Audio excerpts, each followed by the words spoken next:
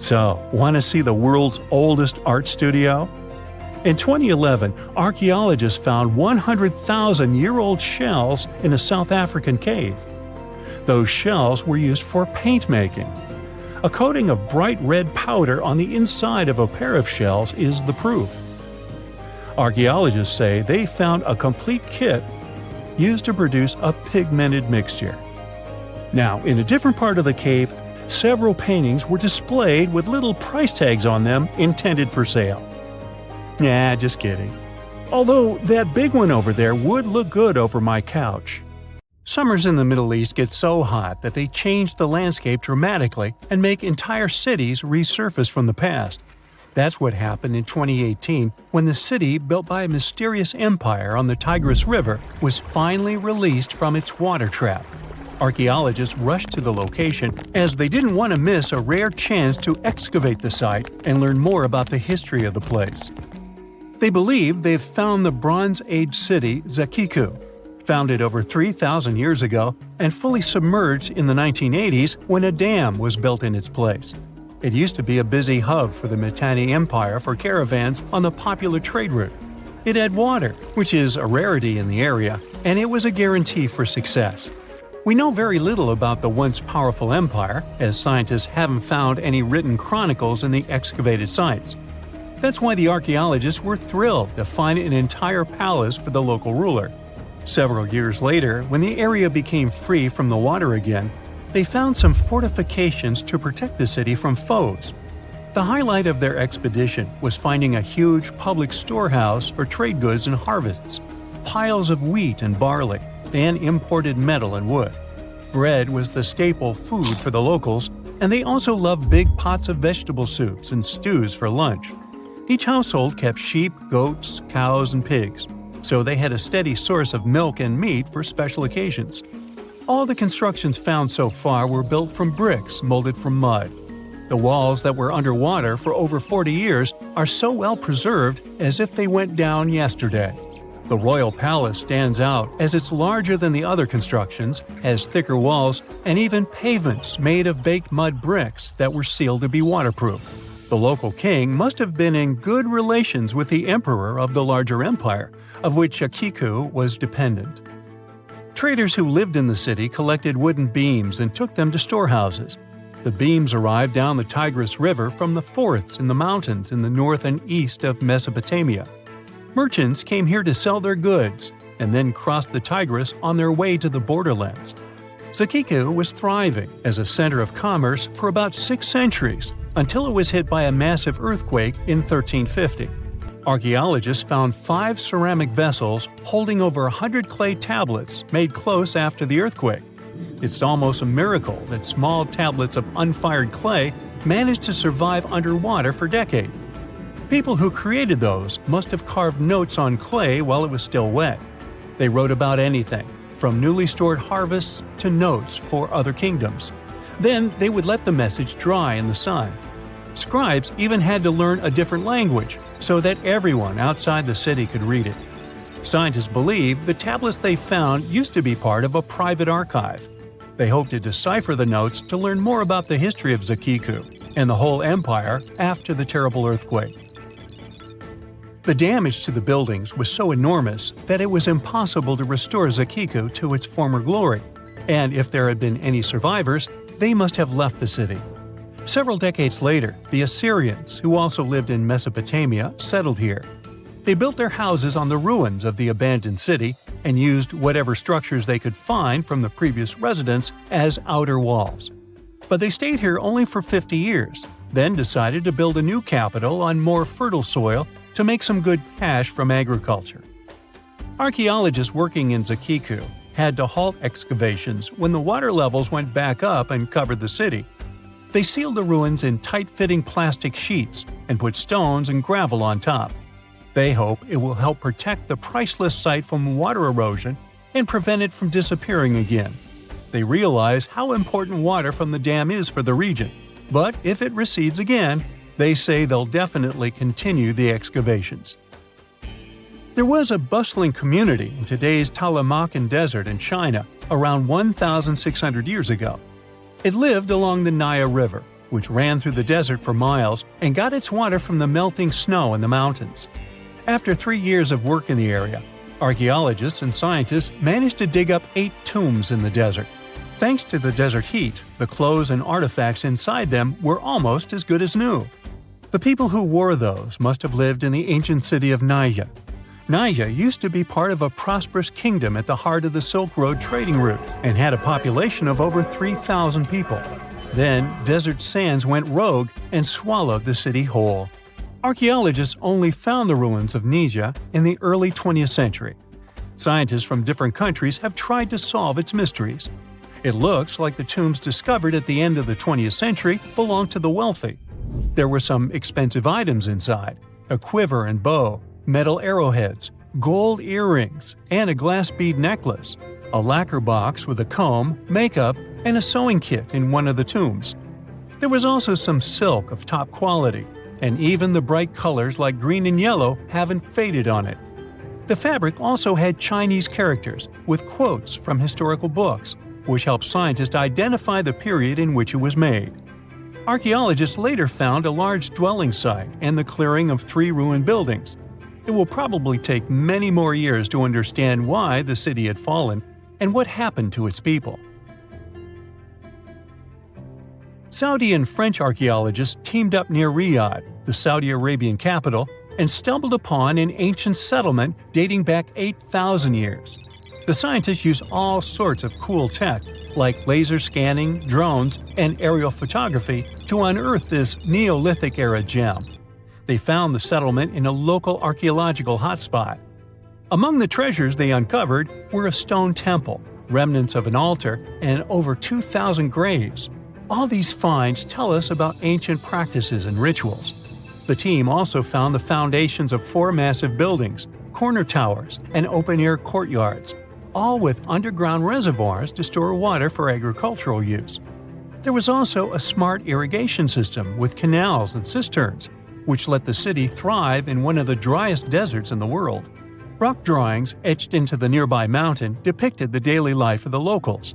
The excavations have been going on in the area for over 40 years, and scientists still keep finding new artifacts to answer more of their questions. Fishers have stumbled upon ancient bones, tools, and artifacts that are 9,000 years old on the North Sea floor.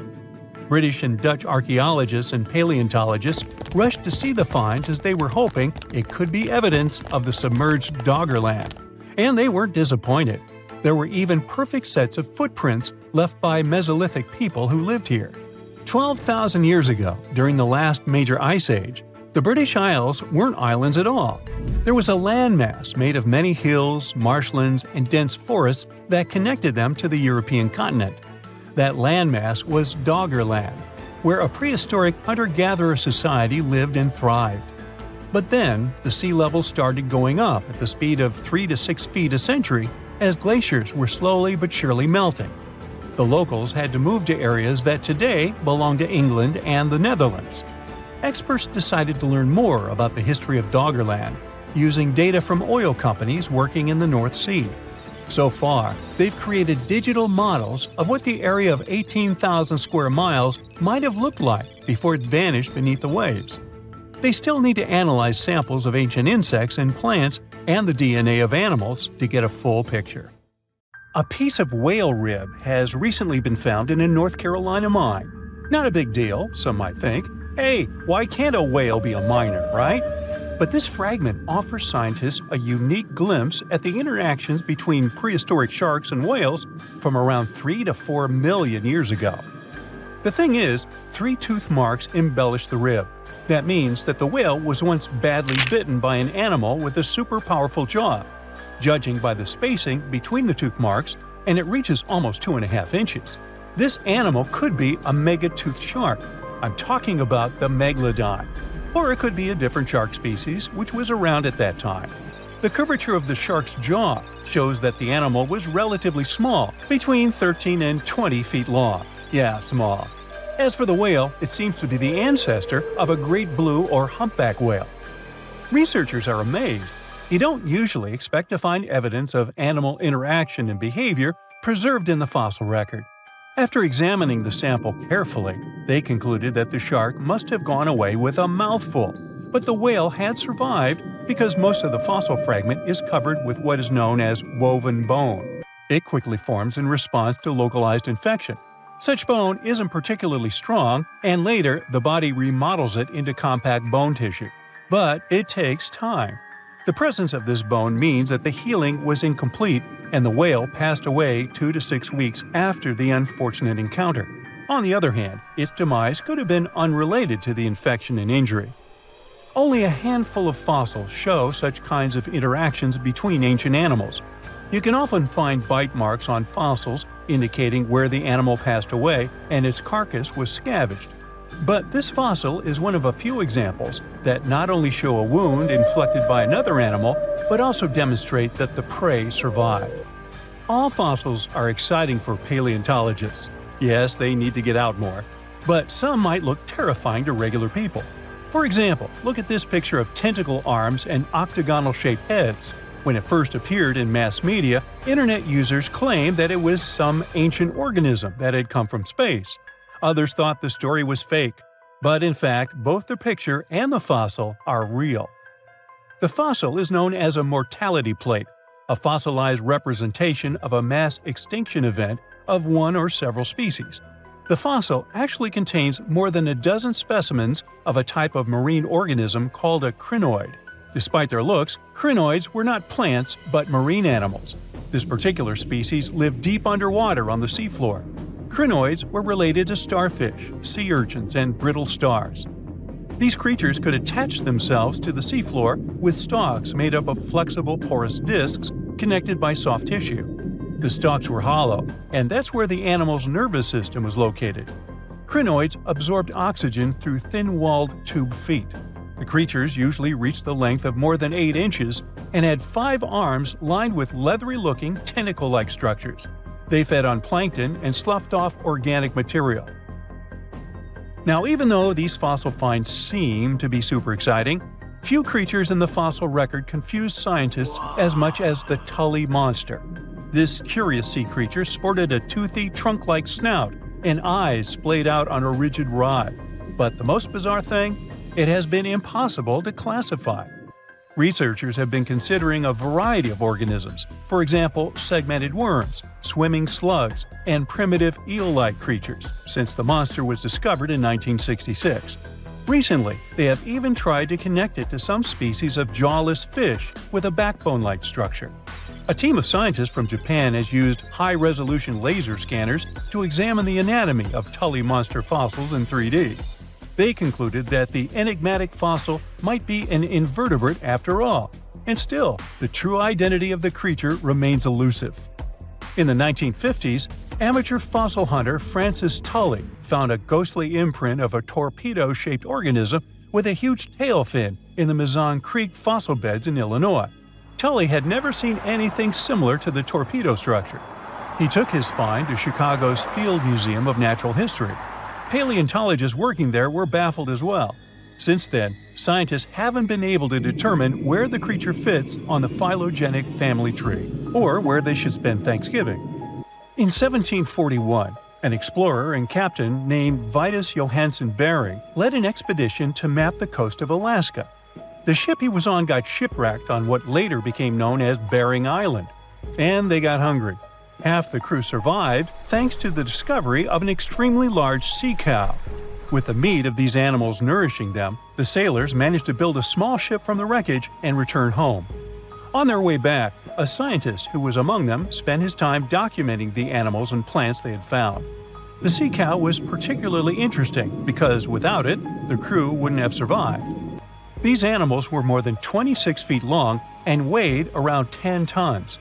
All sea cows are member of the order Sirenia, marine mammals more closely related to elephants than cows. The scientists described them as having black skin, a small head, and stubby forelimbs. Those sea cows floated on the water's surface, munching on kelp. After the information about these animals became widespread, sea otter fur trading expeditions made use of that convenient depot en route. Sea cows were docile and could be easily hunted. Long story short, within 27 years after the scientists mentioned those animals, they were driven to extinction. But it's not the saddest part. The fossil record reveals a much deeper and darker history. Fossils of sea cows have been discovered all over the world, from Japan to Mexico. It means that the animal once thrived in the vast kelp beds around the entire North Pacific Rim. That small population discovered by the expedition was probably the last remains of a once much larger and way healthier population. More likely, Aboriginal hunting had already reduced the numbers of these animals to near extinction levels, and the final blow came from Western hunters. The living close relatives of those ancient sea cows are rarely hunted today. Still, they're under threat of extinction themselves. To some, this amazing fossil might look a bit disturbing. Slaves' lentils are fossils that belong to animals called nummelites. They lived and thrived in a warm, shallow sea covering part of Egypt around 40 million years ago. The name nummelites hints at the fact that larger specimens resemble coins, and in Egyptian folklore, they're even referred to as angel's money. These creatures have a simple, single-celled structure, which contrasts with their super intricate skeleton. Look at this series of spiral overlapping whorls. Each whorl is divided into countless tiny chambers. Nummelites can grow to be 4 inches in diameter, and still, they are the fossils of single-celled animals related to amoeba. How and why did they grow to be so large? The reason could be their symbiotic relationships with other smaller organisms. In the case of modern species, such symbionts are tiny golden-brown single-celled algae called diatoms. The shells of nummelites are relatively transparent, and since they're flat, there's a large surface area for the light needed for the diatoms to photosynthesize. For some reasons, scientists are still debating about them. The presence of plant symbionts in animals dwelling in the sea encourages the growth of a calcareous skeleton in hosts. So, the gigantic size of the nummelites in Egypt could be due to their close relationship with symbiotic diatoms. Does that make sense? Fun fact: a species of nummelites evolve very fast, and their fossils change from one layer of sediments to the next. So the limestone used for the pyramids of Giza are so packed with such fossils that it's known as nummulitic limestone. This limestone also contains 2 kinds of nummelites, the smaller slave's lentils and the larger angel's money. But those are not different species, but rather different stages in the life cycle of a single species. Egyptian archaeologists made an extraordinary discovery near Cairo just recently. Drumroll, please. The most ancient and most complete mummy yet discovered in the country. Yes, they were keeping it under wraps. The 4,300-year-old mummy was found in a group of tombs close to the step pyramid of Djoser, dating back to the Egyptian Old Kingdom. It was covered in layers of gold. The team also found several other tombs, including one belonging to an ancient Egyptian official and another belonging to a secret keeper who had the power to perform special ceremonies. Another interesting tomb was that of a writer, which featured the largest statues ever found in the area. This vast burial site is also home to more than a dozen pyramids and resting grounds. Probably one of the most famous mummies in the world is that of Hatshepsut. She ruled Egypt like a boss for around 20 years, building all sorts of impressive buildings and creating new trade routes. But when archaeologist Howard Carter found her tomb in the Valley of the Kings, her sarcophagus was empty. However, Carter did find 2 coffins in another tomb, one of which belonged to Hatshepsut's wet nurse and the other to an unknown woman. In 2006, a team of specialists decided to investigate whether that mysterious lady was the queen herself. They found a molar tooth in a wooden box with Hatshepsut's name on it, and when they compared it to a gap in the mummy's mouth, it was a perfect match. Ramses II was a pretty impressive ruler, but it was his mummy that eventually made history. Now, we don't hear too much about his daddy. Okay, I'll stop. Ramses is considered to be the most powerful pharaoh in all of Egypt, as he reigned for a whopping 6 decades. He also lived to be over 90 years old. Now that's pretty amazing, considering the time he lived in. Ramses II supposedly had over 100 offspring too. Talk about a big family. When he passed away, his body was originally buried in the Valley of the Kings, but some sneaky guys tried to rob his tomb of all his treasures. Officials back in the day weren't having any of that though, so they moved his body to a secret location to keep it safe. Fast forward to the 1800s, and Ramses II's mummy was discovered along with a bunch of other rulers and important officials. But it wasn't in the best condition, so archaeologists flew it to Paris to get it, pampered. Problem was, he couldn't just be transported into another country. The only solution available was to give Ramses II his own passport. His occupation was listed as king, and the document even featured his photo. Most mummies aren't necessarily known for having the most hydrated skin. But that of an ancient woman, also known as Lady Di, proves otherwise. No, not that Lady Di. This wealthy lady from ancient times was discovered in an ornate tomb in 1971, and she looked fabulous, if we can say so about a mummy.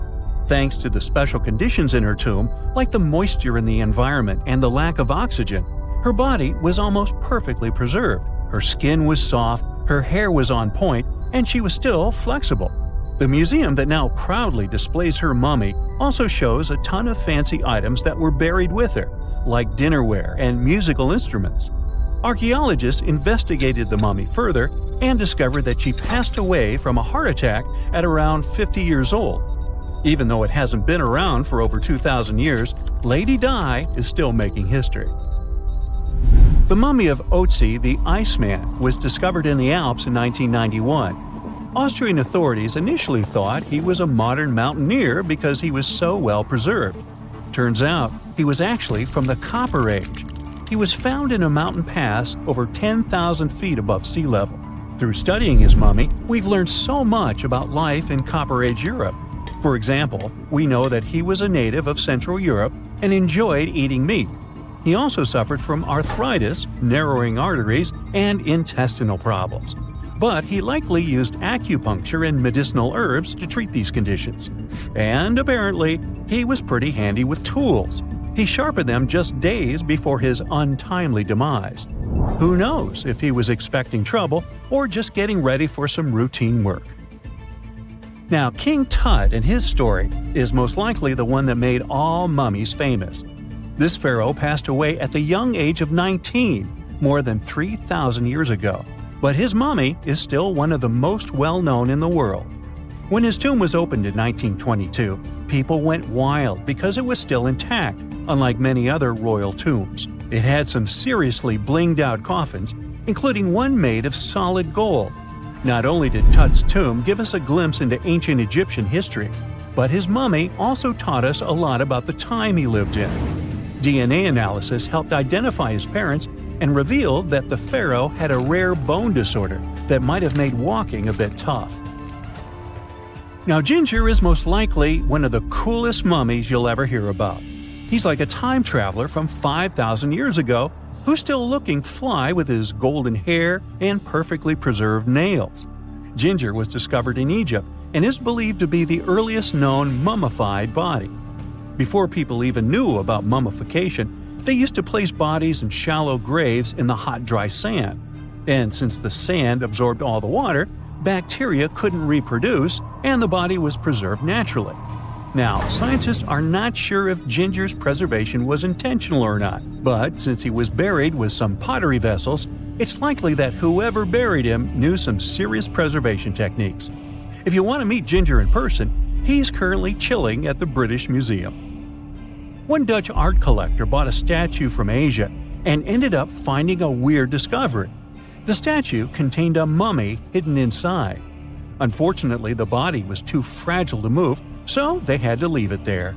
The coolest part is that this mummy is over 1,000 years old and was on display for 200 years before being encased in the statue.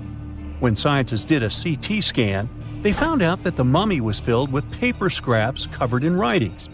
Experts think he might have done this thing called self-mummification, which is a pretty intense process involving a special diet and tea that makes your body less prone to bacteria.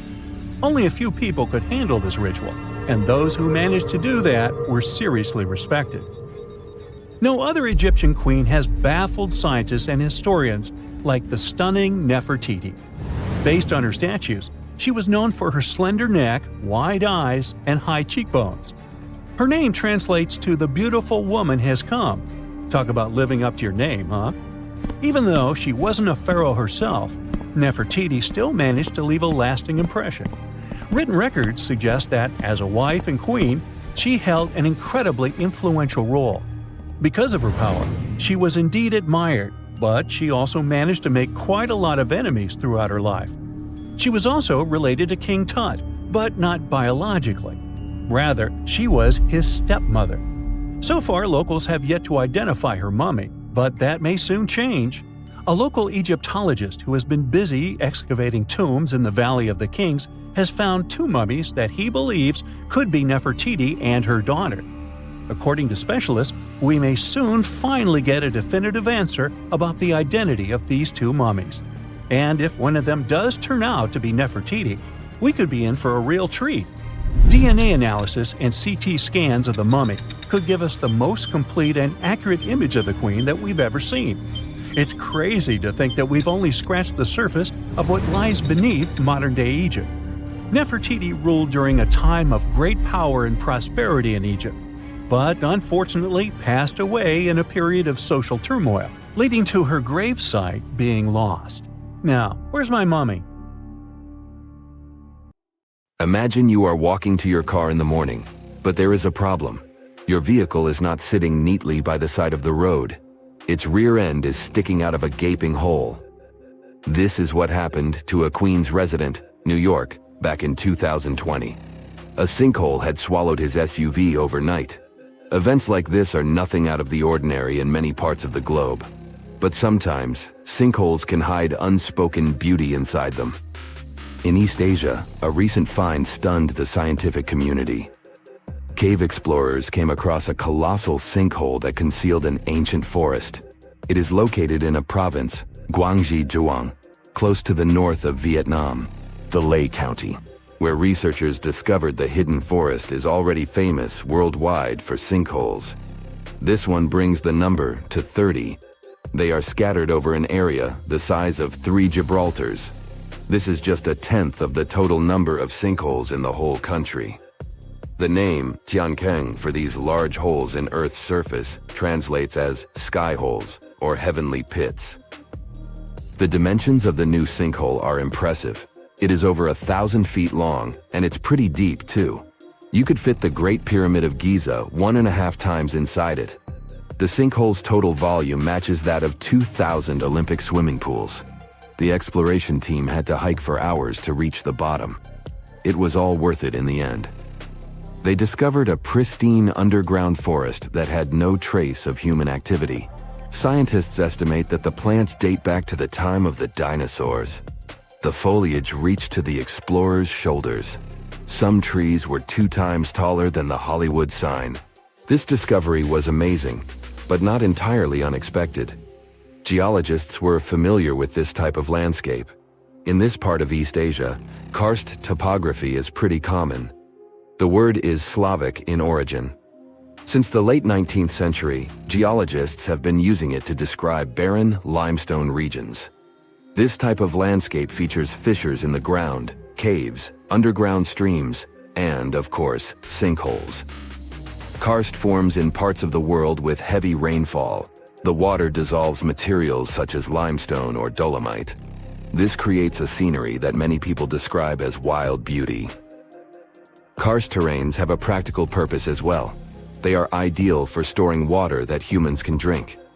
Around 700 million people around the world use these karst aquifers as their primary water source. In the United States alone, 40% of the groundwater used for drinking comes from them. Springs of Florida and the Mammoth Cave in Kentucky are just some of the most famous karst areas. Geologists classify around 1/5 of the U.S. land surface as karst. This type of terrain exists on other continents as well, in the Caribbean, Europe, Australia, and Asia. Due to local differences in climate and geology, karst doesn't appear the same everywhere. In the Spanish province of Malaga, the landscape consists of barren rock. This is what the karst regions of Italy, Slovenia, and Montenegro also look like. In East Asia, the landscape over the karst is green. This is because of the humid tropical climate. Sinkholes and cave entrances are usually hidden behind lush vegetation. The region's unique appearance got it inscribed on the UNESCO's World Heritage List in 2007. The world's second most populous country is home to 2/3 of the planet's natural occurring sinkholes, tiankengs. They start to form when rainwater seeps into cracks in the limestone. Over time, the gaps widen as more and more material is washed away. At one point, the ground above the limestone becomes unstable. The end result is the collapse of the surface layer. This happens suddenly and without prior warning signs. Once a hole forms in the ground, water starts filling it up. Another way for a sinkhole to form is the existence of an underground cave. Its roof can collapse. The shape of such sinkholes resembles a funnel. It is wider at the opening on the top and narrower near the bottom of the pool. The most famous of these sinkholes are cenotes. They occur naturally on the Yucatan Peninsula in Mexico. The region is home to more than 2,000 cenotes. They are all former caves whose roofs had collapsed at some point in time, and they are filled with fresh water. The local people have been using them as water sources for thousands of years. The ancient Mayas gave them mystical symbolism. For them, the cenotes were passageways to the other world. In reality, they are just a feature of karst terrain. Sinkholes that form in regions with abundant rainfall and limestone beneath the surface soil.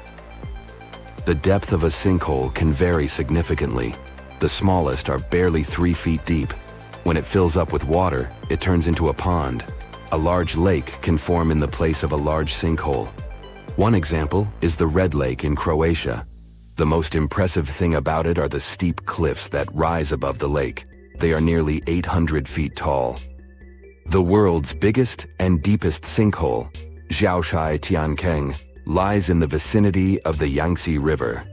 The outside world discovered it only in 1994. The hole is so deep that you could stack up 7 statues of liberty inside it. During the rainy season, a waterfall cascades from the pit's mouth into a cave system at the bottom. But not all sinkholes fill up with water. This was the case with the newly discovered giant sinkhole in Asia. It developed its own ecosystem. The high humidity and low temperature inside it were perfect for plant life to thrive. The very bottom of the hole is connected to an underground water flow. Scientists discovered 72 species of rare wild plants in the area. They are in danger of disappearing on the surface, but inside the sinkhole, they have found the perfect conditions for growth. The enormous opening in the ground is essentially a wildlife refuge. This was confirmed in 2021. That's when biologists discovered 2 species in the Yunnan province that they previously thought had gone extinct. Who knows what other animal and plant species are still hiding in there? Exploring these underground cave systems can be quite dangerous. They are often home to venomous snakes and mosquitoes. Even descending into a sinkhole is perilous. The cliffs are steep and stones are often very sharp. That's why the exploration of sinkholes in Asia is going slower than research would like. The sinkholes I've mentioned so far have all formed naturally. Erosion is the main process behind their creation. But the ground can also open because of human activity. Everything from a construction site to a leaking sewer pipe can cause the earth to give way. Sinkholes in urban areas pose a risk to infrastructure. One of the most famous examples of this happened in Japan in 2016. A busy street in downtown Fukuoka collapsed near the main train station. The sinkhole severed power lines and pipes that lay underground. Luckily, no one was injured. The diligent Japanese engineers repaired the damaged road section in just 48 hours. The biggest issue with sinkholes is that you never know when and where they are going to open. The best tool that geologists have for detecting underground cavities is ground-penetrating radar, GPR. It resembles a land mower. The operator goes up and down a troubled area to scan the ground underneath. The radar sends out impulses that detect any contrast between different materials. It feeds back this info in the form of a 2D or a 3D image. Once engineers detect a potential sinkhole, they use different techniques to stabilize the ground above it. The simplest method is called grouting. It involves filling the hole so it won't collapse. The most common materials are polyurethane foam and cement. The alternative is to lift a structure above the sinkhole. This technique is called underpinning. Workers drive steel rods into the load-bearing deeper layer of soil. This is the same construction method engineers use to erect stilt houses above the waterline.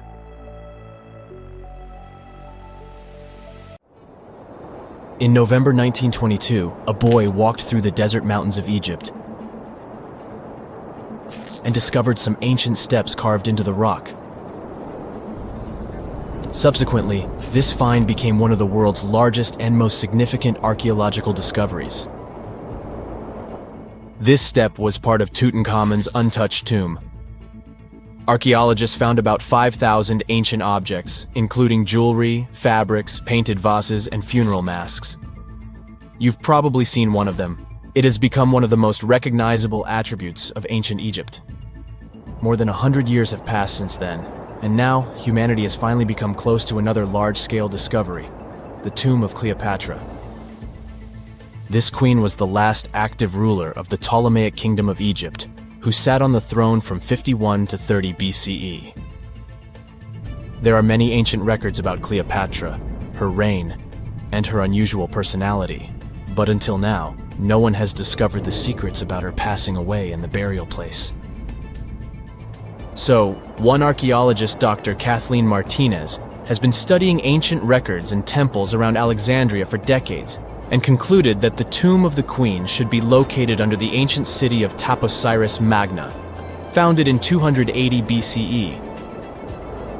It was a big city on the northern coast of Egypt, where tens of thousands of people were engaged in trade and industry, and it seems that Dr. Martinez's guesses turned out to be correct. She and a group of archaeologists have discovered a secret underground tunnel near Alexandria, with a length of about 0.8 miles. It was cut into the rock under Taposiris Magna's temple. During further excavations, they found many things that indicate Cleopatra's tomb lies in the tunnel's depths. It's also possible that she is buried there together with the Roman commander, Mark Antony. According to ancient records, Cleopatra and Mark Antony loved each other and together opposed the Roman Senate, which declared Antony a traitor. The fact that natural disasters have occurred on the territory of Taposiris Magna for thousands of years can complicate the excavations. Earthquakes and floods destroyed the city and possibly flooded its underground tunnels. But archaeologists hope the ancient tomb remains untouched, and that it hides many treasures and records about the royal life of ancient Egypt during the reign of the last dynasty. There's a chance that excavations will go underwater and in the mud. This will require much time and funding, but archaeologists are sure it's worth it. Anyway, it's too early to say that Cleopatra is really buried there, but scientists have found many things in the tunnel that confirm this, including clay pots, dozens of coins with the image of Cleopatra and Alexander the Great, as well as a bust with the image of the Egyptian queen. Cleopatra is still one of the most popular personalities in Egypt, on an equal footing with Ramesses III and Tutankhamun. She inspired many films, paintings, and books, but what made her so popular? She became famous for her inconsistency. She was a beautiful, intelligent ruler who pulled Egypt out of the crisis and made it a prosperous power. Medieval Arabic texts say she knew chemistry, mathematics, and philosophy, and may have written several scientific books. She knew several languages and had excellent diplomatic skills. At the same time, there are many legends that she was a femme fatale who drove many men crazy. However, there's no evidence that her beauty was incomparable. The image of a stunning model was created by Hollywood when it made several films where famous actresses performed the role of Cleopatra. And the Roman Emperor Octavian, the adopted son of Julius Caesar, specially created the image of Cleopatra as an insidious seductress because he was her enemy. Even though she was born in Egypt, Cleopatra wasn't an Egyptian. Her ancestors were Greeks, among whom was one of the generals of Alexander the Great. However, the people of Egypt loved her. She learned the language and was very sensitive to the traditions of this country. She knew the history, mentality, and customs of ancient Egypt well. She raised the level of its economy and strengthened its status as a world power. Much of this was made possible thanks to her cunning and impressiveness. She loved theatrical performances and lavish celebrations. She knew how to surprise people and put on a show. But behind the exterior image of a luxury lover was an intelligent and calculating ruler. Ancient Egypt was a rich, luxurious country, and Cleopatra did everything to increase its wealth and strengthen its position in the international arena. For example, she was once in conflict with her brother Ptolemy XIII Odd. The queen knew that she wouldn't be able to resist him, so she decided to attract Julius Caesar to their side. The Roman emperor arrived in Alexandria, where Cleopatra wanted to meet him, but Ptolemy knew about her plans and was about to prevent her from coming to Caesar. Then, instead of a rich and noisy arrival, Cleopatra decided to make her visit inconspicuous. She wrapped herself in a carpet or linen bag the emperor's servants carried into Caesar's private chambers. Cleopatra emerged from the carpet and impressed the Roman emperor with her beauty and determination. As a result, they fell in love with each other and became close allies. After some time, she impressed another influential Roman for diplomatic purposes. She arrived to meet Mark Antony on a golden barge with purple sails and silver oars. Cleopatra was dressed in the image of Aphrodite and sat under a magnificent canopy. Her servants dressed like cupids and were blowing her fan and burning incense. But Cleopatra created such a show for a reason. She knew that Antony revered Greek mythology and considered himself the embodiment of Dionysus. As a result, he was so impressed with this woman that he ended up marrying her. Cleopatra defended her crown, strengthened her alliance with Rome, and bore Antony 3 children. In Egypt, they threw big parties and enjoyed wealth with power. However, the relationship of a high-ranking official with the Egyptian queen caused a scandal in Rome. Octavian was Antony's primary opponent in the struggle for power, so he exploited the situation to darken the competitor's reputation. He used propaganda to make Cleopatra an insidious seductress in the eyes of Roman citizens. He accused Antony of succumbing to her charms. The Roman Senate supported Octavian and declared Cleopatra an enemy. In 33 BCE, this conflict reached a high point when Antony's navy clashed with Octavian's fleet. The latter won and forced his enemy to flee to Egypt with Cleopatra. According to some records, they took refuge near Alexandria. Pursued by the Romans, they hid in one of Cleopatra's palaces and met their end. Some legends say that Cleopatra was an expert in poisons. She provoked a venomous snake, a viper or an Egyptian cobra, to bite her. Also, according to another legend, she pricked herself with a poisonous needle. There's a theory that Cleopatra always carried an ampule with poison inside her hairbrush. And when she was cornered, she soaked the needle with this poison and pricked herself. None of this can be said for sure. Scientists are still trying to find out the truth. Perhaps when they reach Cleopatra's tomb, the world will get more answers about her tragic fate. She is considered the last ruler of Egypt. After her passing, Octavian plundered her palaces and temples and returned to Rome, where he became the main emperor.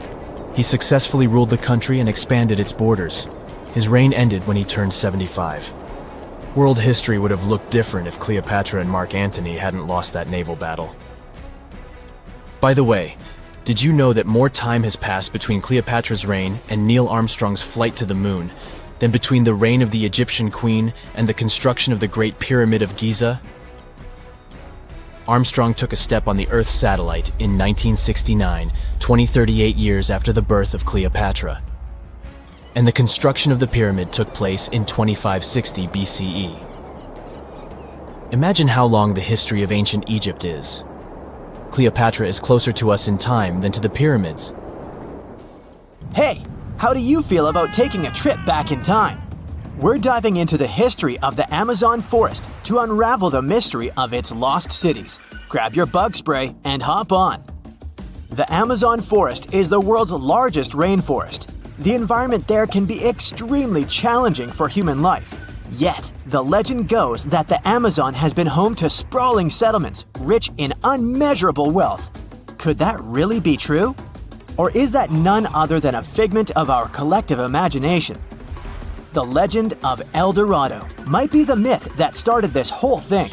As European explorers began their excavations in American lands back in the 1500s, word got out of an Amazonian civilization that used to paint their leader in gold as an offering to higher powers. The legend of El Hombre Dorado, aka the Golden Man, began to quickly spread around Europe. Explorers got excited at the possibility of finding an infinite amount of gold somewhere deep within the Latin American jungle. And as you can imagine, expeditions to the continent began to multiply with each passing year. It didn't take long before explorers found this civilization. They were known as the Muisca people and were located in Colombia, near Lake Gudavia.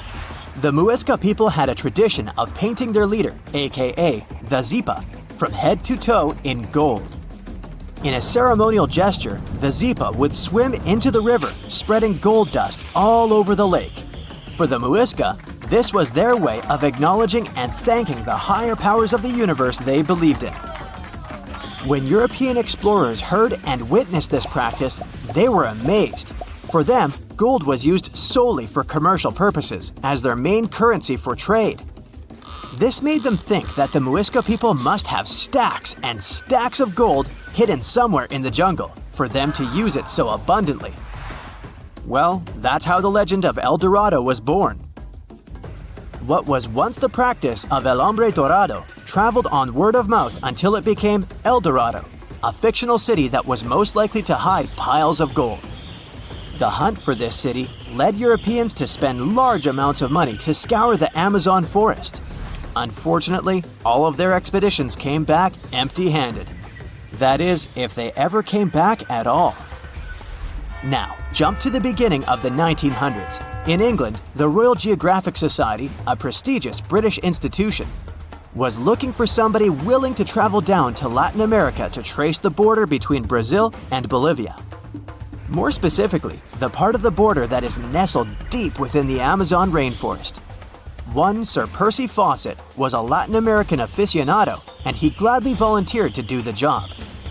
Oh, it's important to note that the Amazon forest is virtually the size of the continental USA. It sprawls across 8 countries, including Brazil, Peru, and Bolivia. And trust me, getting around is no easy feat. The jungle is covered in dense vegetation, and in addition to that, it's home to insane predators such as anaconda snakes, panthers, crocodiles, piranhas, and so on. But despite all that, Fawcett was very successful in his mapping adventure and seemed to be wanting to come back more. Back in England, Fawcett would scour diaries from other explorers hoping to learn more about the ancient Amazonian civilizations. He would read about the Incas and the Mayans and the great empires they built. He believed that if the Incas were capable of building empires that stretched over 2 million square miles, this could mean that other Amazonian civilizations could have thrived there too. During his research, Fawcett came across a report from a 16th century explorer. The report told of a city deep within the Amazon forest that held unimaginable quantities of minerals, a town that stretched for 15 miles without any space from a house to house. This report fueled Fawcett's imagination to a new extreme. From then on, he became obsessed with finding what he called the lost city of Z. Over years, Fawcett searched the Amazon forest, usually looking for stone ruins that could possibly indicate human settlements. On his later expeditions, he focused on exploring the state of Mato Grosso in central Brazil. He would travel from Europe and into the lower region of the Xingu River. The trip to the Xingu would take him around 14 days on foot. Then, he would set sail in small wooden boats accompanied by local indigenous leaders that knew the region better than anyone. How he communicated with the indigenous population is still a mystery, since they only spoke in local dialects. Some scientists believe that this could have been the real reason why he never found the city. They believed he wasn't able to communicate what exactly he was looking for. And this was not his greatest difficulty. As we've said before, Amazon is not a kind place for its visitors. In his diaries, Fawcett tells of encounters with a 60-foot-long anaconda, which he bravely survived. He writes of endless sleepless nights and waking up with his hands and feet swollen from mosquito bites. Some of his peers said he was invincible and tireless, but the day came during his 8th expedition when he didn't make it back home. Fawcett disappeared without leaving any trace behind. Some even suspect that he was close to reaching his lifelong goal.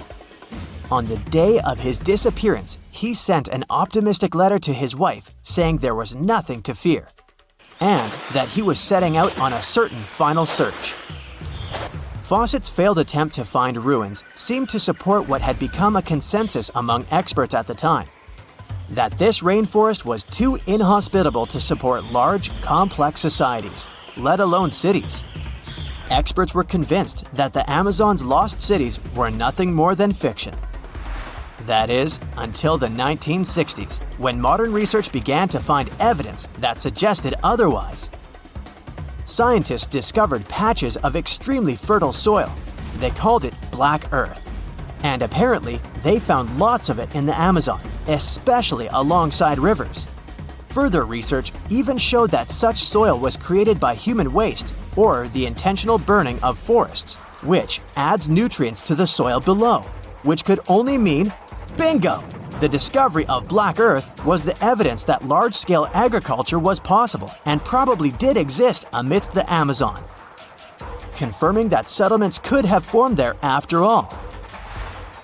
In the 1990s, along the Xingu River in Brazil, a team of archaeologists from the University of Florida made a remarkable discovery.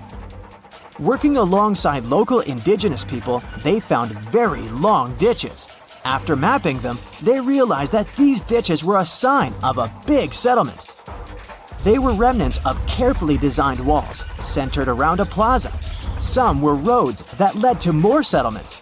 In fact, just this part of the Amazon, about the size of New Jersey, was once a network of dozens of settlements that experts believe could have been home to at least 50,000 people between 1250 and 1650 CE.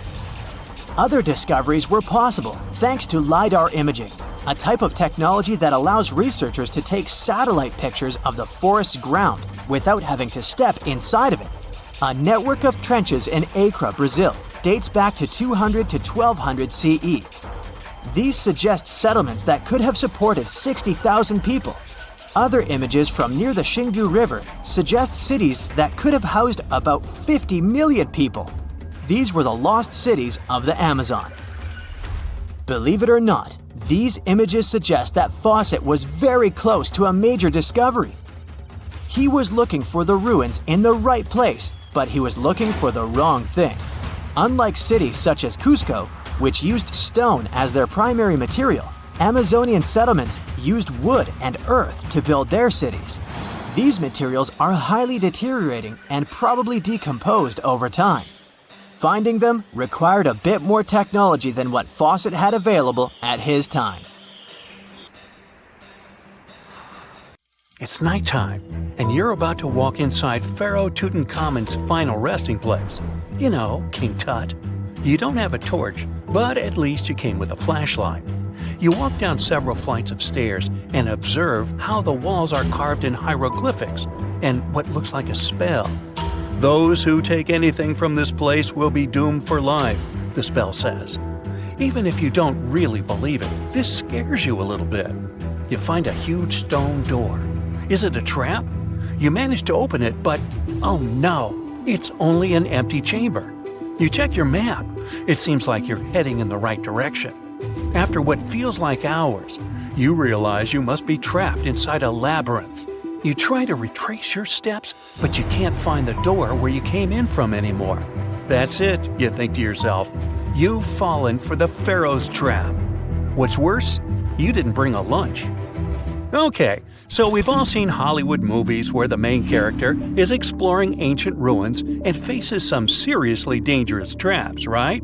We've been told Egyptian royalty protected their final resting places with venomous scorpions and snakes, sliding doors that will trap you for life, and giant rolling boulders that will crush anyone on their paths. The thing is, were these traps truly real? Well, I regret to be the one to break it to you, but this is all fiction. These elaborate traps were too technologically advanced for ancient civilizations to pull off. That is not to say, however, that there weren't any traps at all. Ancient civilizations, like the Egyptians and the Mayans, are known for their practice of building entire monuments dedicated to the ones who had passed away. These structures would often reflect the position a person occupied in society. So, for the really important people, the VIPs of their times, massive monuments were built to host their bodies long after they were gone. Some of these civilizations believed that a person's life would continue on the other side of the veil. For that reason, a person would be buried together with the belongings of their current life. If they had a lot of money and power and stuff, that meant their resting places would be filled with riches and gold. Now imagine if you lived in ancient Egypt and you knew exactly where all the pharaohs' tombs were located and had heard rumors of the amount of wealth kept in these places. Maybe you would be tempted to go check it out, right? We're talking about large rooms filled from floor to ceiling with golden artifacts, jewels, and even money. I mean, it does sound tempting. And since there weren't any security guards protecting the entrance of these places, Egyptians needed to get creative as to how they would protect these riches. These old civilizations found some traps to be useful. A recurring one was building empty rooms inside the monument to confuse a burglar. Now, let's take a look at Amenhotep III's final resting place as an example. It was built in the city of Luxor, in a spot also known as the Western Valley of the Kings. Two French engineers originally discovered the monument between 1905 and 1914 CE. The structure is huge and has more than 10 chambers, connected by long corridors and steep stairways. The King's Chamber is the most hidden one, and for an outsider to try and find it, they will probably enter a lot of empty rooms beforehand. Other pharaohs tried to protect their riches by commissioning monuments with false doors concealing pits that were up to 20 feet deep. This way, an unwarned and unwanted visitor would be surprised by the deep hole on their way to the king's resting chamber. Alongside false doors, pharaohs made sure to build labyrinth-style corridors and false walls. This way, robbers could take hours or days before they found the king's real chamber. As to pits with poisonous snakes on them, if there were any reptiles inside these monuments, they probably got inside on their own and would most likely not stay there for long. There is no way snakes would survive years and years without food inside these pits. So yes, another Hollywood-induced belief right there. If these traps seem boring to you, archaeologists did find an interesting deterrent in the final resting place of the Red Queen of Palenque in Mexico. Palenque was one of the most powerful Mayan cities in pre-Columbian Mexico, and the Red Queen was believed to be the grandmother of the last Mayan king, undoubtedly a person of immense importance to the empire. In her honor, a huge monument was built to keep her body after her passing. The discovery of the tomb itself was already thrilling. Archaeologists found an ancient monument when digging at the site back in 1994. The first thing they found was a room with a hidden door. Once they opened the door, they discovered a long corridor. Finally, at the end of this corridor was the Queen's chamber. The team of archaeologists was beyond excited to unearth this chamber with the mummy of the Queen herself still inside it. They found her to be accompanied by her pearls, jade shells, and expensive rocks. But as the team explored the remains, they saw something rather strange. The room was filled with a red-colored powder. Researchers knew that the color red was important to the Mayan people, and that much of their clothing and buildings were decorated with this color. But they didn't understand why the queen was buried with this unknown red substance. After they took a sample back with them for further analysis, they discovered that the red powder was cinnabar, a very dangerous mineral. This powder, when inhaled, can cause, shall we say, severe health damage to a person. The team concluded that this could only be a trap for anyone trying to steal her riches. Okay, so dangerous powders might have worked as the most intense traps we've seen until now. But perhaps the cheapest way to keep out unwanted visitors was to advertise spells written out all over the monument. We'd probably laugh at these today, but back in the day, they were more or less effective. Spells usually said that the person who took anything from that place would meet a tragic fate. Some spells said that robbers would lose their houses in big fires or terrible floods. Other spells said burglars would have incurable and undiagnosed health issues, but they weren't really enough to stop people from taking any gold. There are some stories surrounding how these spells might have been real. One of them is from the famous British Egyptologist Howard Carter, the one responsible for unearthing Pharaoh Tutankhamun's resting place in the 1920s. After months of unsuccessful digging, Carter discovered the tomb's existence by chance. He found the entrance to a stairway right beneath the soil where he had been searching all those months. With the help of a team, he cleared the piles of sand blocking the stairs and discovered a doorway. The door had several royal symbols carved into it, and Carter knew this could only mean a very important person had been buried there. And he was right. With a chisel, he made a hole in the top left-hand corner of the doorway and lit his vision with the help of a candle. He couldn't believe what he was seeing, the reflection of several golden and jeweled items crowding the chamber before him. Lost for 3,000 years, Carter had just discovered the final resting place of King Tut. But the story didn't finish here. This discovery was accompanied by a series of unfortunate events that led people to believe it had something to do with the pharaoh's spell. Carter himself mysteriously passed away just a few years later, and some of his assistants lost their houses in floods, just like one of the spells threatened. Some say it's just coincidental, as there's no real proof of these things being connected. Well, what do you think? Was this an effective trap after all? Tunnels, metro, underground systems, and even secret passageways to the houses of the rich and famous. Why else do we need tunnels, you may wonder? To hide. Many cities have underground tunnels and even underground doppelgangers. Now let's make it clear. Those passages are normally not connected, contrary to the popular rumor claiming that it was possible to get from Scotland to Turkey using underground passageways built around 5,000 years ago. I mean, it sounds insane even today. Imagine building it back in the day. These tunnels have an official name, the Erdstall Tunnels, and they were most likely built in the Middle Ages. However, we still don't have the exact information about the date.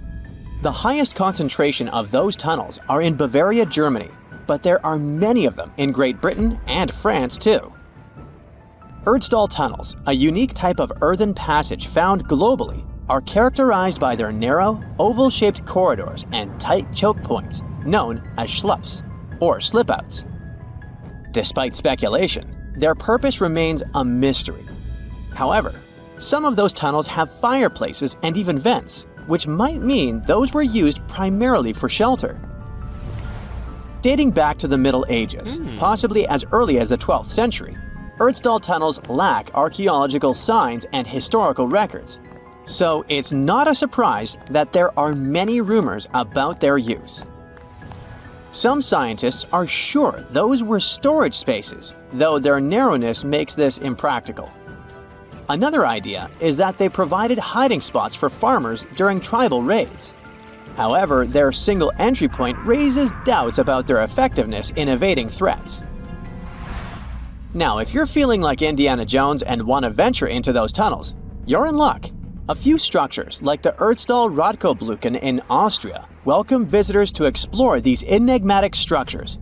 Most of them are closed to the public eye, though. The origins of Erdstall tunnels remain largely unknown, just like their real functions. And if you think, hey, it's the 21st century here, we can study pretty much everything, well, you're wrong. What makes these tunnels hard to study are the tight confines. Traditional surveying methods often prove inadequate in such spaces. To solve this problem, scientists use a handheld device that integrates an RGB camera, a gyroscope, and high-resolution depth sensors, allowing them to capture intricate details of the tunnels. They also use modern techniques like 3D surveying in hopes of uncovering the true origins and purposes of those tunnels. One hypothesis even suggests they may have been poorly conceived dwellings, abandoned when their inadequacies became apparent. Still, not everyone quite agrees with this idea. Other theories suggest they served spiritual purposes, while the most intriguing idea speculates that those tunnels may be remnants of extraterrestrial civilizations. Experts believe they may have been used for practical matters, such as granaries or hiding spots from looters.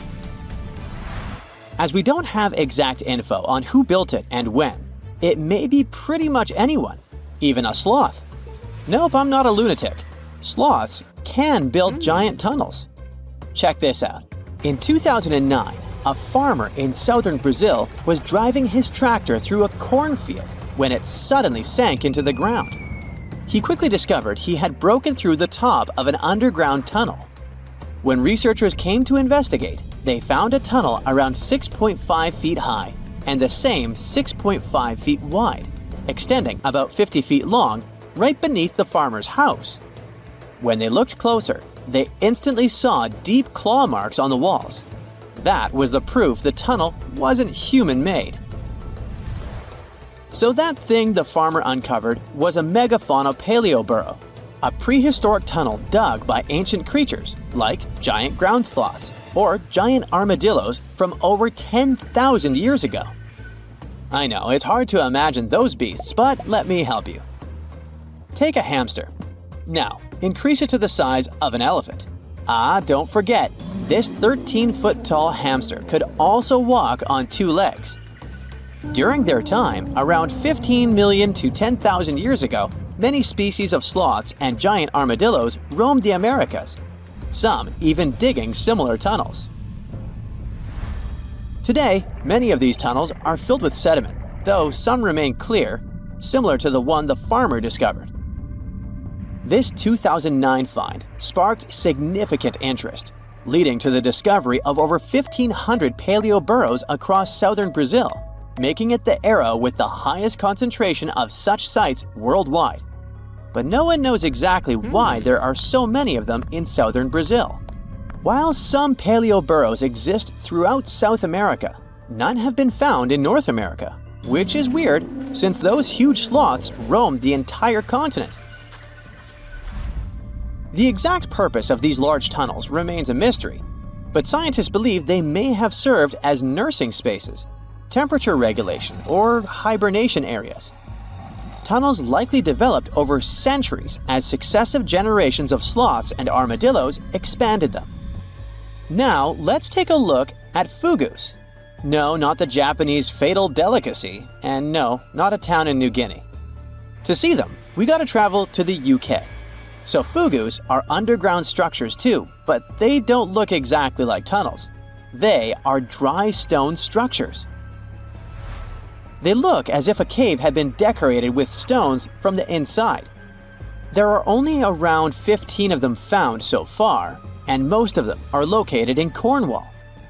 According to the estimates, those tunnels were built about 2,400 years ago, and they're still in pristine condition, which is truly fascinating. I mean, back in the day, people had no cool machinery whatsoever, yet their structures still last. And if you dare to buy an apartment today, well, chances are you won't be too happy about the quality. Going back to our fugus, there's nothing extraordinary about their supposed purpose. They could be used for spiritual purposes, as a place to hide, or a food storage. The latest application, though, is a bit weird. I guess it's not a secret for anyone that England is famous for its excessive humidity. And if you want to store your food properly, you gotta avoid the humidity at all costs. Otherwise, say welcome to mold and fungi. But ancient people weren't dull-witted at all, or they wouldn't have survived, and you and I wouldn't be around now. So they might have adapted those fugus to store just some products, those that already had natural molds in them, assisting in the preservation of perishable food, like milk, butter, and cheese. But hey, those are just speculations. The true reason why they were built remains unknown. What makes fugus unique is that they are intentionally built tunnels, not just excavated mines like those in Wales. They were crafted by digging deep trenches, lining them with stone slabs, covering them with capstones, and then filling over them, all of which took significant time and effort. Still, no matter how hard those were to construct, cities around the globe are often built over intricate tunnel systems, each unique to its location. For instance, Paris is famous for its extensive underground quarries, which were abandoned years ago, but still pose a risk of collapse in certain areas above. London boasts one of the largest tunnel networks in the world, including many that were specifically created for military purposes. In New York City, there are rumors of secret tunnels, while Los Angeles has old tunnels from the Prohibition era used for speakeasies. Many other cities also have their share of enigmatic tunnels, and surprisingly, Florida is no exception. It happened in the year 2011 in Ybor City. Near a former post office, flooding uncovered something weird, a section of an unknown structure. Back then, people didn't pay much attention to that, so it took another 7 years to discover something truly fascinating. This historic neighborhood was founded in the 1880s, but it remained unknown until 2018 that it also has a hidden tunnel network. We only learned of it because of renovation work. The exact purpose, of course, is unknown, but most scientists are pretty sure that they serve to connect to early gaming spots and the port of Tampa. Figuring out how extensive the tunnel network is tricky. In 2018, a historic home in Seminole Heights revealed locked doors leading to tunnels from the 1920s. One local even said he traveled through a tunnel for 20 minutes. Rumors suggest some tunnels connect to the Hillsborough River and Ybor City. Research is ongoing, but no new info has emerged yet.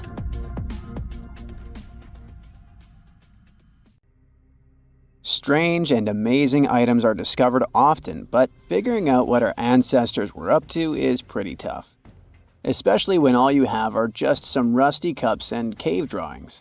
It's no surprise that even the experts in lab coats sometimes make mistakes. But it's not just about dusty plates and huge stones. Sometimes there's even humans with large heads. So grab your digging tools and let's travel back to ancient times to explore incredible societies that even scientists can't fully explain. Sardinia may look idyllic now, but I'm not gonna lie, I wouldn't fancy visiting it 3,000 years ago. Rumor has it, terrible giants roamed around this island back then. People even talk about finding human skeletons over 13 feet tall there, although nobody's ever shown anything to prove it. But the stories will make you wonder because some weird stuff has definitely happened. In 1974, over 5,000 pieces of broken stone artifacts were found in a part of the island called Monte Prama, but instead of being displayed in a museum, they were locked up in an underground vault for about 30 years. Sounds a bit suspicious, doesn't it? When they were finally displaced in 2005, scientists put the pieces together to find statues of 38 giant men standing 8 feet tall. Not quite as tall as the legendary skeletons, but still pretty huge. It's thought these statues were made by the Nuragic people, who lived on the island a long time ago. Besides giant statues, they also built over 8,000 massive stone buildings. Perhaps Nuragic weren't giants themselves, but they definitely liked their things big. I do too. I like a big number of likes on our videos. That would be pretty great. Thank you if you liked this and subscribed. Now back to the video. You and I are pretty smart, but we might not be the smartest humans ever.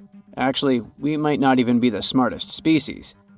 Since 1913, some skull fossils found in South Africa have hinted at a possibly smarter contender called Boskop Man. This human-like species might have lived as recently as 10,000 years ago. Their skull suggests they had really big heads, which means their brains could have been 30% bigger than ours. Wow! Their average IQ could have been around 149, making them among the smartest 0.05% of people today. But if a Boskop Brainiac was so much smarter, why are they not around and we are? Well, bigger isn't always better, you know. Our brains are a lot bigger than our ape relatives, mainly in the prefrontal cortex. This part helps with high-level tasks like making decisions, remembering things short-term, and being aware of ourselves.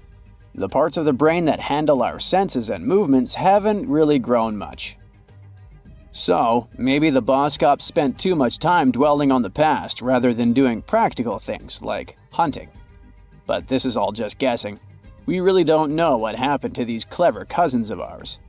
Some people even argue that Boskops weren't any different from us, with the only evidence being parts of skulls. The jungle is huge. Did you know the Amazon rainforest is home to about 30% of all the world's plant and animal species? That's impressive. However, the history of one native species, humans, has long puzzled scientists.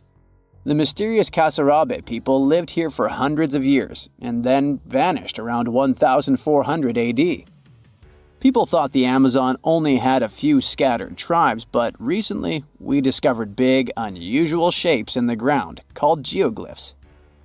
These might look like simple shallow ditches, but they're actually the remains of a vast civilization that spread over 5,000 square miles and includes about 450 markings, some as wide as 1,300 feet. That's insane! They likely contained ceremonial buildings and could have hosted up to 1 million people as recently as 550 years ago. Thanks to new technology like LiDAR, which uses a safe laser to map the forest without harming it, we can explore deeper. In 2019, some scans showed miles of raised roads and pathways and even pyramids over 70 feet tall. They found 26 separate settlements, 2 of which were at least 250 acres each. Damn, that's like 330 soccer fields. It's not certain what happened to the Kasarabe people. Maybe European conquistadors drove them out. Maybe the most baffling ancient civilization is one we've never actually found a trace of. Yep, I'm talking about Atlantis, the grand city that supposedly sank into the ocean. The first mentions of Atlantis come from the ancient Greek philosopher Plato, who talked about a great city near the Strait of Gibraltar. But for ages, everyone just thought Plato made up Atlantis as a perfect version of his own Athens. So why, about 12,000 years after it supposedly vanished, do we still wonder if it might be real? Well, in the 19th century, U.S. Congressman Ignatius Donnelly wrote a book giving 13 reasons why he thought Atlantis was more than just a myth. Then, in 1965, some folks thought they actually found Atlantis when they discovered the Richat structure, a massive 25-mile-wide dome in Mauritania, Africa. It's so big that you can see the whole thing from space. 2 astronauts flying over the Sahara Desert spotted this giant eye staring back at them and thought they'd made the discovery of a lifetime. Unfortunately, there's no solid evidence linking this structure to Atlantis. It's believed to have formed from volcanic activity about 100 million years ago. But it does look suspicious, doesn't it? Still, we're no closer to knowing the truth. Imagine going back to about 3,300 BCE and finding yourself in South Asia. Welcome to the Harappan civilization. These people were way ahead of their time. They had cities like Harappa and Mohenjo-Daro, complete with baked brick houses, sophisticated drainage systems, and even public baths. This place might have had over 5 million people, making it one of the densest regions at the time. They also invented a system of standardized weights that was incredibly useful for traders. And trading they did. These people had connections stretching all the way to the Middle East, thanks to their great skills in metallurgy. They even had a form of ancient branding. The seals were used to stamp clay on tray goods. Despite being so advanced with a thriving urban life, there's a whole bunch of mystery shrouding their language and script. We've got bits and pieces of their writing, but no one's deciphered them yet, even with all the technology we have today. We also still don't know how exactly their society worked. It looks like they didn't flaunt their social status as much as other civilizations. No grand palaces or massive monuments. Instead, their largest buildings might have been granaries. They sure were practical. Unfortunately, all good things must come to an end. Around 1800 BCE, this bustling civilization started to decline, possibly due to shifts in river patterns. As the environment changed, the Harappans packed up, moving towards more hospitable lands. Ever heard of the Minotaur? The beast with a bull's head and a man's body, hunting the bravest travelers in a massive maze. Well, this wasn't just any old tale. It was one of the most popular dramas of the ancient world, and it was inspired by this place, the island of Crete. The Minoans lived here during the Bronze Age. They had stunning palaces, amazing frescoes, and a culture so rich it still fascinates historians to this day. They built places like Knossos, which was so complex with its multi-story buildings and elaborate hallways that it might have inspired the whole labyrinth myth. Their engineering was so ahead of its time that even their drainage systems were more advanced than what many of us have today. Let me know in the comments which of these stories you find the most fascinating, and thanks for watching. Tartessos, a mysterious, highly developed society that once flourished and then, without any warning, suddenly disappeared. Moreover, before they were completely gone, they performed some strange rituals, as if they were trying to save themselves from something. But what happened to these people? Let's try to find out. Let's go to the southwest of Spain, to about 2,500 years ago. Once, there was a beautiful city here, a trade center of Tartessos. Imagine the temple in the middle of a deserted town. A breathtaking, monumental two-story building. There's a thick smell of frying meat in the air, and the smoke from its frying rises high into the sky, covering the patterns of the sanctuary. The sun has already set, and it's time to prepare for the ritual. We enter the ancient monumental hall. Inside, hundreds of people gather around a long wooden table lined with delicate ceramics and bronze bowls. They feast and drink. These people have much more fun than the animals outside the building. These animals are being prepared for the ritual. Horses, cows, pigs, donkeys, even dogs. All of them were brought here to appease the deities. And what happens after the ritual itself is even crazier. At the end of the ceremony, people take torches and set fire to the whole building. Everything turns to ashes and coals, and when the last embers fade away, they take shovels and begin to bury this place. It will take them at least several days to bury the former sanctuary under piles of earth. They work tirelessly. In some places, the thickness of the layers of mud and clay will reach almost 14 feet. And then these people, the last known Tartessians, just leave this place and disappear from our world forever. But what just happened? Why did they even do all this? Let's start from the beginning. Tartessos was first mentioned in Greek and Roman texts thousands of years ago, but for a long time, we had no idea what it even was. All the descriptions were contradictory and confusing. Some archaeologists thought that Tartessos was a kind of seaport. Others thought that it was a river or a water reservoir. They even said this place could be connected with the mystical Atlantis. But there was nothing to back it up with, so the scientific community quickly rejected this idea.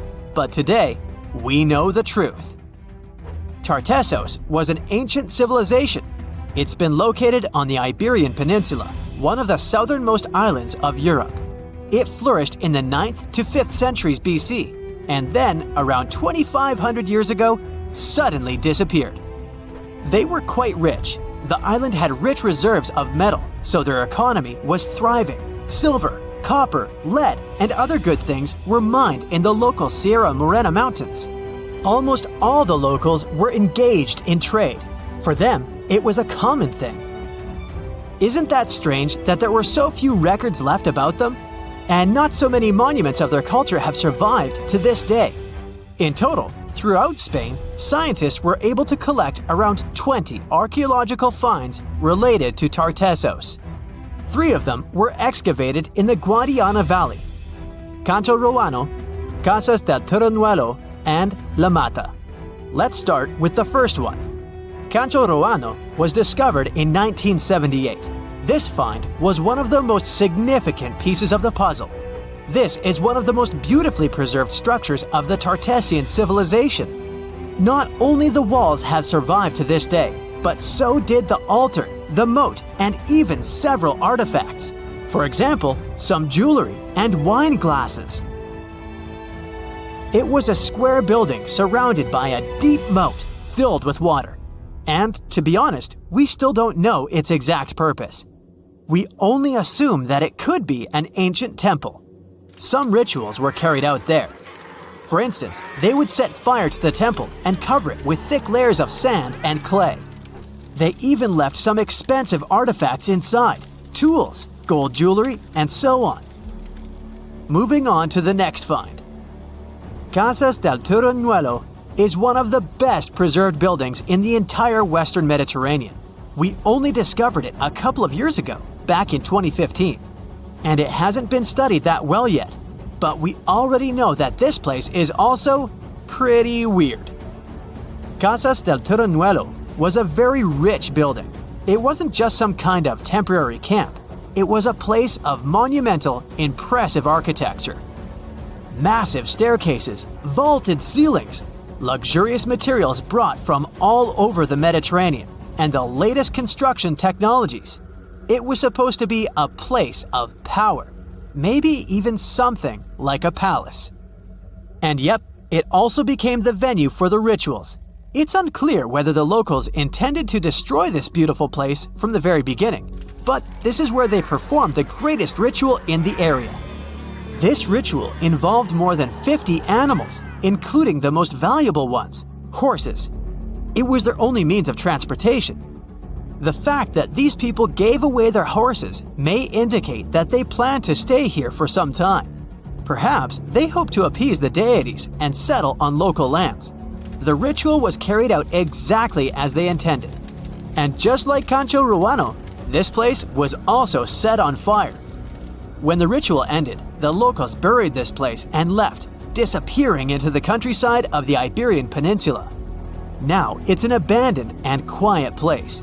Just like Cancho Ruano, it's been standing here untouched for more than 2,000 years.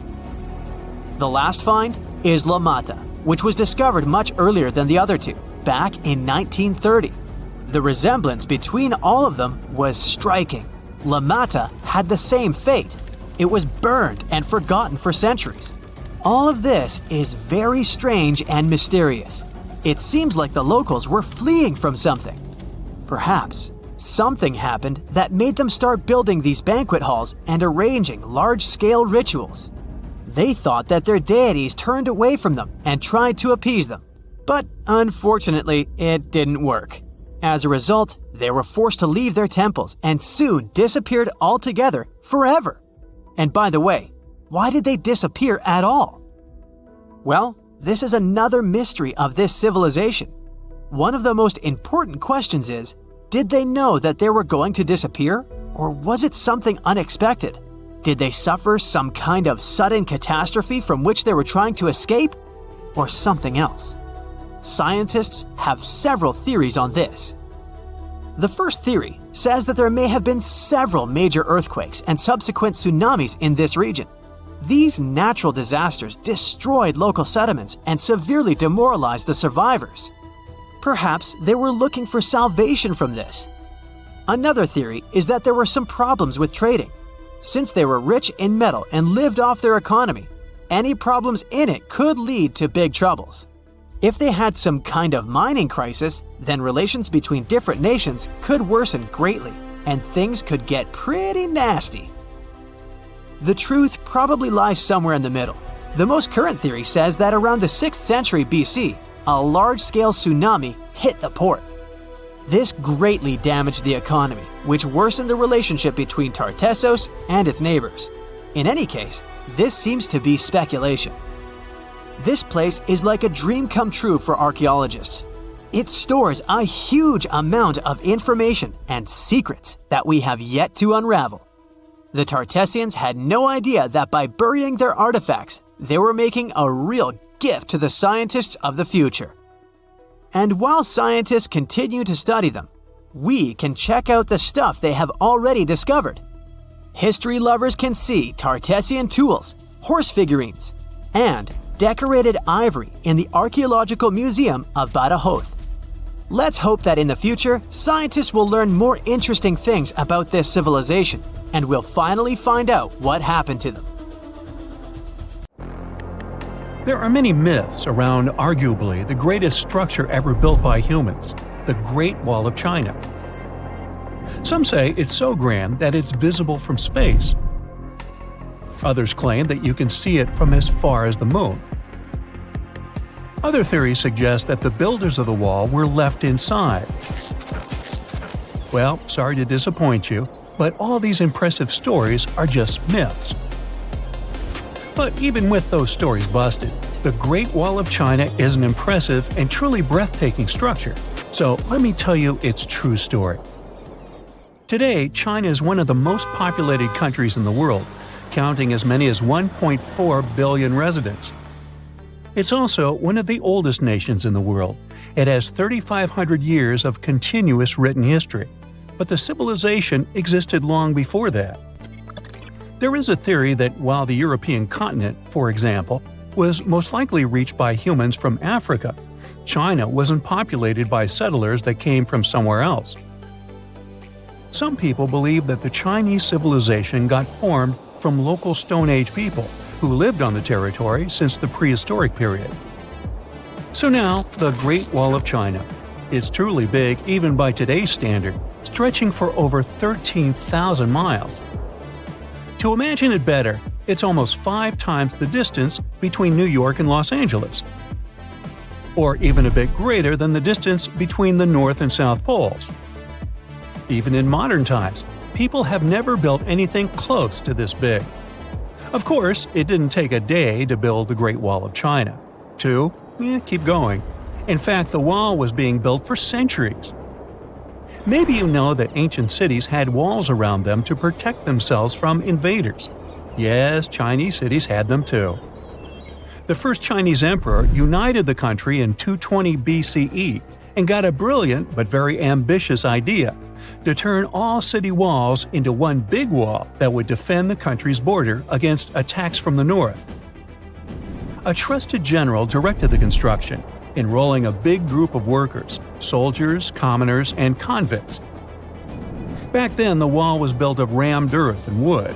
In some places that were strategically important, the sections of the wall overlapped to provide maximum security.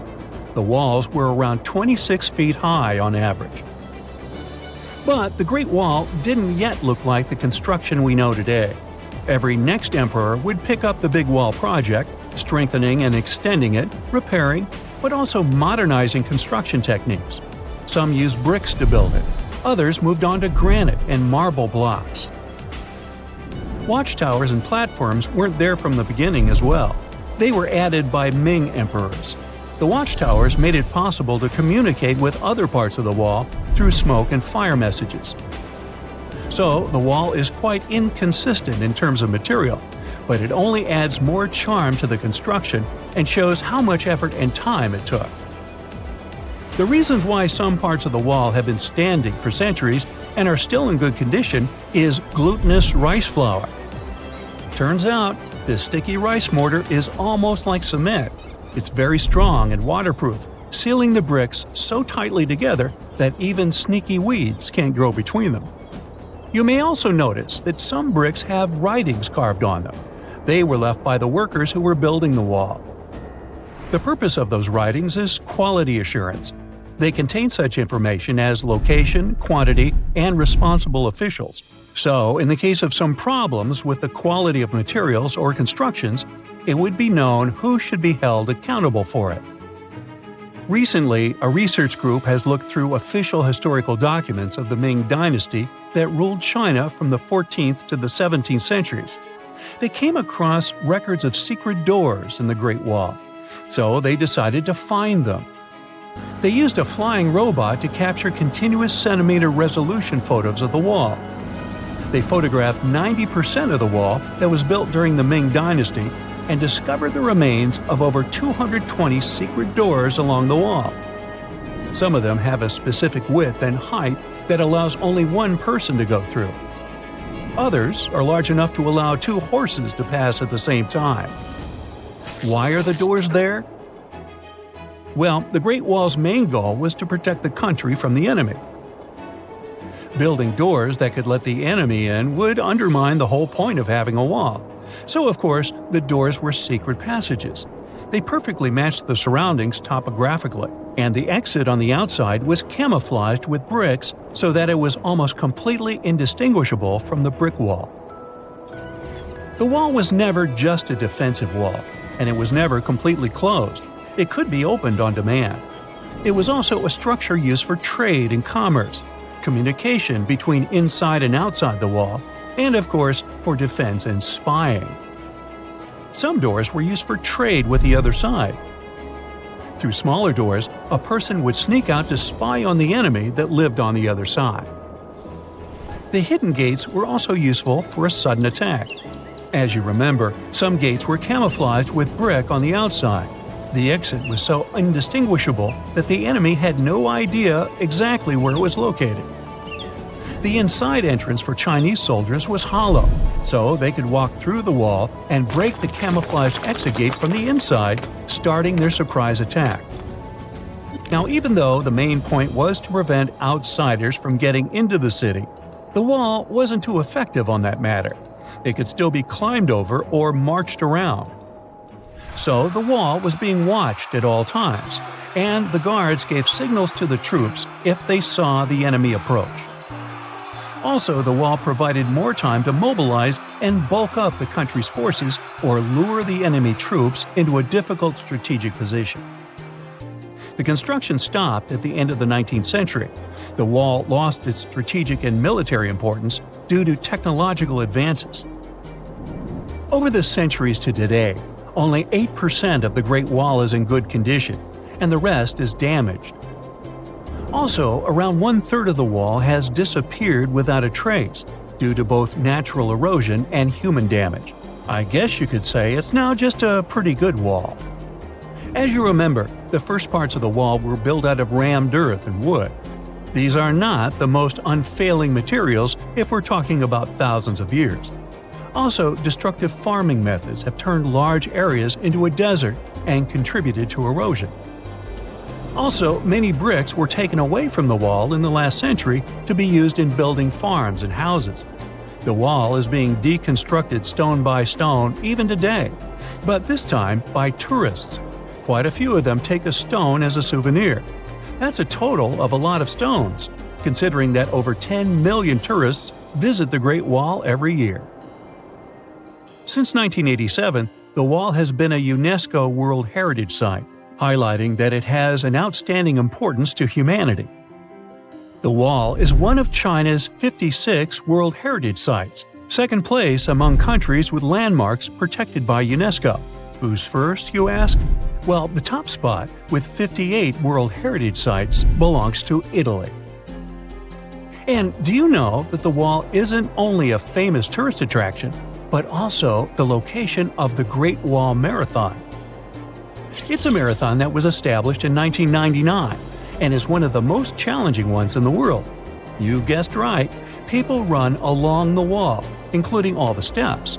There are 3 distances, so that participants can run a full marathon that is 26 miles, a half marathon that's 13 miles, or just have a fun run of 5 miles.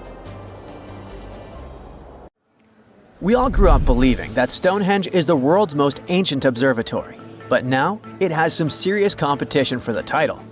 Nabta Playa was built more than 2,000 miles away in southern Egypt and thousands of years before Stonehenge and even the pyramids of Giza.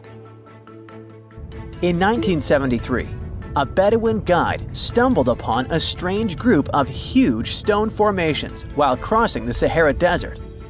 He led American archaeologist Fred Wendorf to the site, located about 60 miles from the Nile.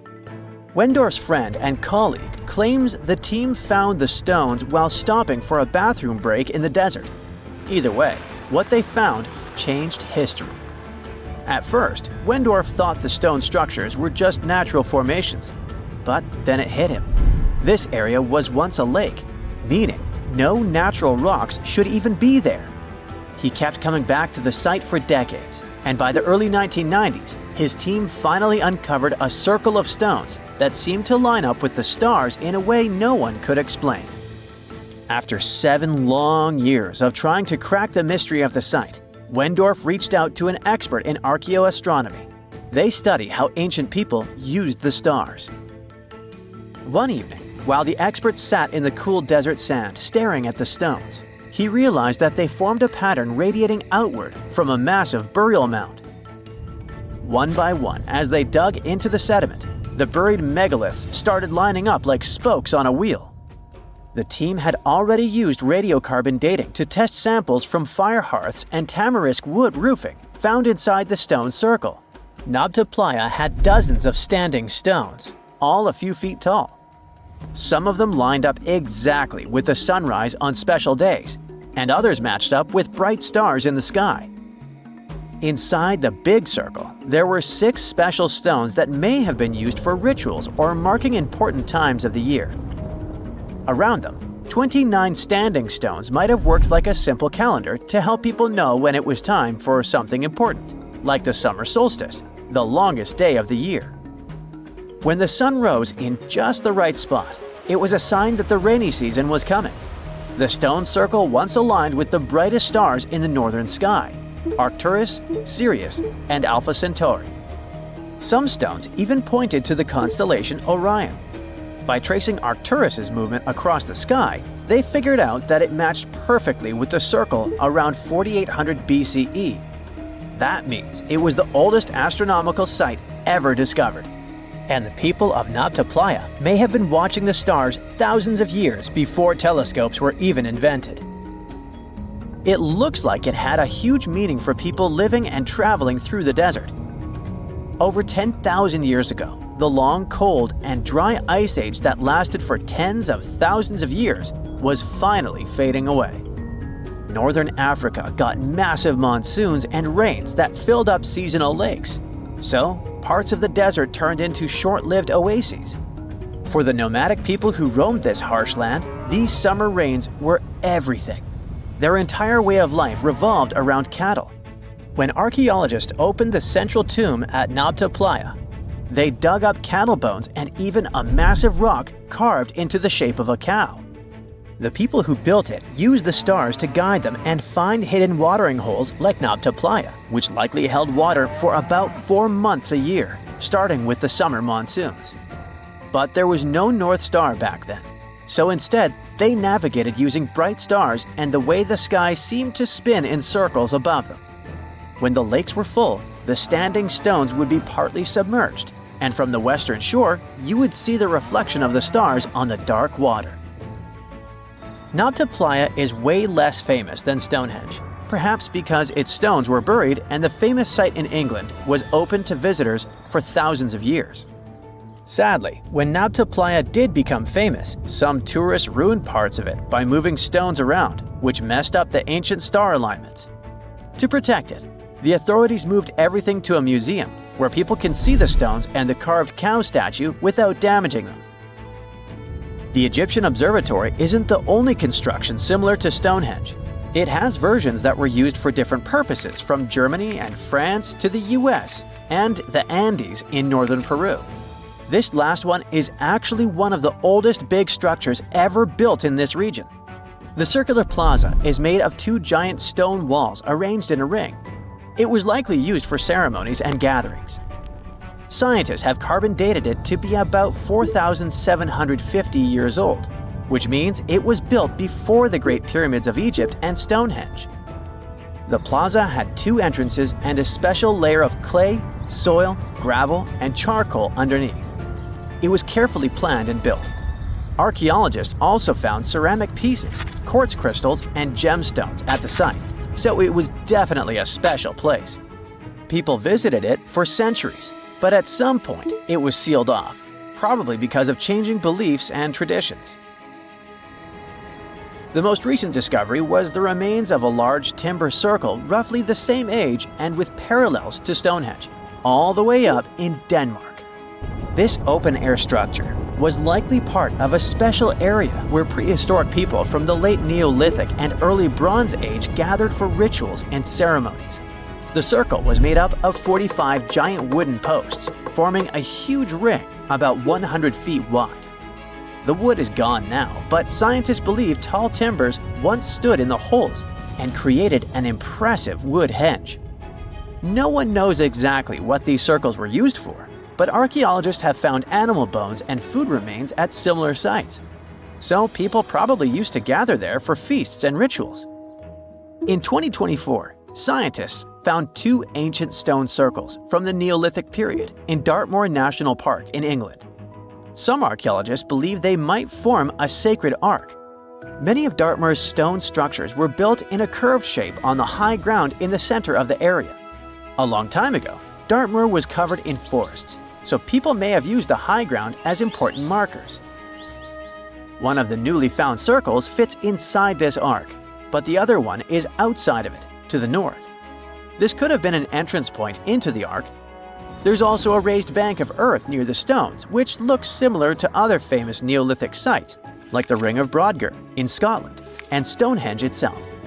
This means the people who built these circles may have visited Stonehenge or been inspired by it. Archaeologists in Oman found ancient stone monuments called tralith, which got the nickname Arabian Stonehenge. They were finished about 2,000 years ago, but no one knows for sure who built them or why. Scientists also found stone hand axes that are incredibly old, between 300,000 and 1.3 million years old, from the time when the first humans left Africa. At another site in central Oman, archaeologists discovered a Neolithic tomb from around 5,000 to 4,600 BCE. There are 2 chambers with the bones of dozens of people inside beneath a giant megalithic structure. Nearby, they also discovered rock carvings that were made by people who lived in the area. And then there is another Stonehenge look-alike, this time in Saudi Arabia, that was used as an apartment complex thousands of years ago. Archaeologists discovered a total of 345 stone circles by looking at aerial photos of a lava field. Each circle is between 13 to 26 feet and has at least one large standing stone in the middle. These structures still have remains of stone walls and doorways. Stone circles like Stonehenge are often linked to ceremonies and rituals, but scientists say that many early houses were actually built in round shapes, and rectangular homes only became common much later in history. In 1936, British Egyptologist Walter Brian Emery found a small object in the desert that made people debate whether it was an elaborate stone model of a flying saucer or even a hyperdrive from a spaceship that belonged to some advanced civilization that visited the Earth. Emery spent years excavating sites along the Nile River Valley, especially in the huge ancient necropolis of Saqqara. He found countless treasures from ancient Egypt, and the most bizarre one was definitely from the tomb of a high official, Sabu. Historians don't know exactly who he was for sure. Some sources say he was a king's son. His burial at Saqqara means he was an important figure in the royal court. There are no records from this early period he lived in, so Sabu's role and fate are still a mystery. Inside his tomb, scientists found 7 funerary chambers, each filled with traditional grave goods: animal bones, flint tools, pottery, ivory objects, and stone bowls. And then there was a strange, broken artifact that became famous as the Disc of Sabu. It resembles a shallow, round-bottomed bowl, but with 3 delicately carved, curved lobes spaced roughly 120 degrees apart around its perimeter. These lobes are separated by 3 holes, and at the center, there's a thin tube. The material used to build the disc is meta-siltstone, or schist. This type of rock is fragile, highly porous, and super difficult to carve. It flakes easily and crumbles under pressure. So how they made the disc out of it with rather simple stone and copper tools from 3000 BCE is still a mystery. The next big question is why they decided to bury Sabu with it. Perhaps if we knew its true purpose, it would make more sense. When it was first discovered, Archaeologists thought it was nothing more than a vase, an incense burner, or a ceremonial decoration. But those who took a closer look from the point of view of an engineer decided it could actually be a component of a larger mechanism. An amateur historian made an exact copy of the artifact with a 3D printer, and it turned out that the disc of Sabu was an ancient impeller, a crucial part of a centrifugal pump. When they put it in a housing and span at high speeds using the small central shaft, the disc was able to displace water. When it was tested without a housing, the disc created a powerful vortex. It became clear that the curved lobes and slightly concave shape of the disc weren't random. It was probably all engineered to move water with remarkable efficiency, like a powerful pump mechanism. Ancient Egypt's entire civilization depended on irrigation. Later dynasties perfected basin irrigation and managed to control the rise and fall of the Nile to take the most from agriculture. So, the engineers of the first dynasty may have been experimenting with advanced irrigation techniques thousands of years earlier than scientists previously thought. But then again, some people have doubts schist is strong enough to be used for a pumping mechanism.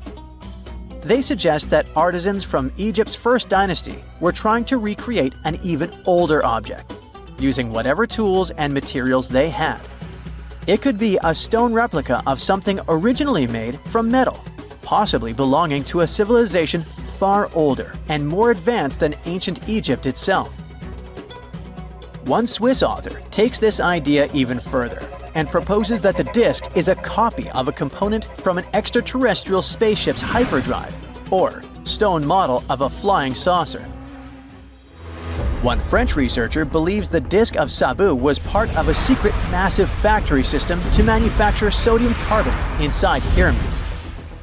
Some people suggest that the disc may have been a primitive tool for weaving ropes. The lobes held strands of silk or fiber that were twisted into twine when it was spun. Or it may have been a gigantic lamp. Another historical mystery is a map from 1513 that is believed to be the oldest surviving detailed map showing the Americas. The author of the map is a Turkish captain, Piri Reis. He never crossed the ocean himself and put together this map from 20 regional maps. He used an Arab map of India, 4 Portuguese maps showing India and China, and a map of America by Christopher Columbus as he saw it. This last map was lost for many years, so Reis's map gave us an idea of what Columbus must have recorded during his third voyage to the New World. A historian who studied the map suggested that it showed Antarctica in prehistoric times because it strangely resembled Antarctica's true coastline, the way it looked when it was free of ice. But it was later proven that this idea wasn't right. Another idea that rocked the science world was Klerksdorp spheres. They were found in deposits of mineral pyrophyllite in South Africa and looked like tiny ancient cricket balls with lines around the middle. Back in the 1980s, there was a theory that some super advanced pre-flood civilization we know nothing about had made these spheres. One journalist shared stories about how they rotated on their own in a display case. There was also a TV show that invited a psychic who was telling everyone the spheres were pieces of an ancient spaceship. But according to geologists, these spheres are pretty regular spherical objects formed from different minerals than the surrounding rock. The seam-like lines on them are just imprints from the host rock's layers building up over time.